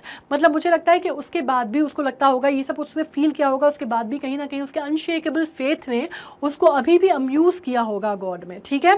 He must have made greater effort to collect the rest of the money. ये भी हो सकता है कि उसने greater effort collect किए हो मनी कलेक्ट करने के और वो भेजा हो, ये भी हो सकता है. This is also one part of the story. जैसे मैंने कहा कि वन साइडेड स्टोरी बची थी, एक पार्ट मैं आपसे डिस्कस कर चुकी हूँ, दूसरा मैंने लिखा है. He would have sent a letter with the money saying that the postal employees were not a bunch of crooks. ये भी किया जा सकता है. या फिर दूसरी चीज़ क्या हो सकती है? That he would have not replied to Lencho's letter, but as I said, it is an open-ended thing, so we really cannot comment much on that. ठीक है. इसके साथ हमने पूरा हमारा वन शॉट कंप्लीट कर लिया है. जैसे मैंने कहा कि ग्रामर के क्वेश्चन हम अलग करेंगे. आई एम श्योर आपको सब कुछ समझ में आ गया है. जो भी हमने पढ़ा, लेंचो की स्टोरी, पोस्टमास्टर की कहानी, सब कुछ आपको समझ में आ गया है. इंपॉर्टेंट वर्ड्स, जो डिफ़िकल्ट वर्ड्स थे वो भी हमने डिस्क्राइब किए हैं. नरेशन कैसा था, कैरेक्टर स्केच कैसा था, जैसा भी जो बातें थी, सब कुछ हमने कंप्लीट किया है. Right. So I hope it is making sense to you. और आपको आगे भी जो भी प्रॉब्लम आएगी, कोई दिक्कत होगी, तो you can always write down to me. और आपको क्या करना है? स्टेप अप अकेडमी को आपको एनरोल करना है, ताकि आप हमारा जो सब्सक्रिप्शन है वो ले लीजिए, ताकि जो भी हमारे नए वीडियोस आएंगे वो आप आराम से देख सकें, आपको परेशानी ना हो. हमारे यहाँ जैसे कि आप देख सकते हैं, नीट, क्लैट, जेई, CUET, सब कुछ जो है एक ही अंडर वन अम्ब्रेला आपको मिलने वाला है. तो आपको बिल्कुल कोई दिक्कत परेशानी की बात यहाँ पे नहीं है. पर इसके लिए आपको लेना पड़ेगा हमारा सब्सक्रिप्शन. एंड एग्जाम आ रहे हैं, you have to study very hard, you have to work very hard, play hard and be good. Thank you so much.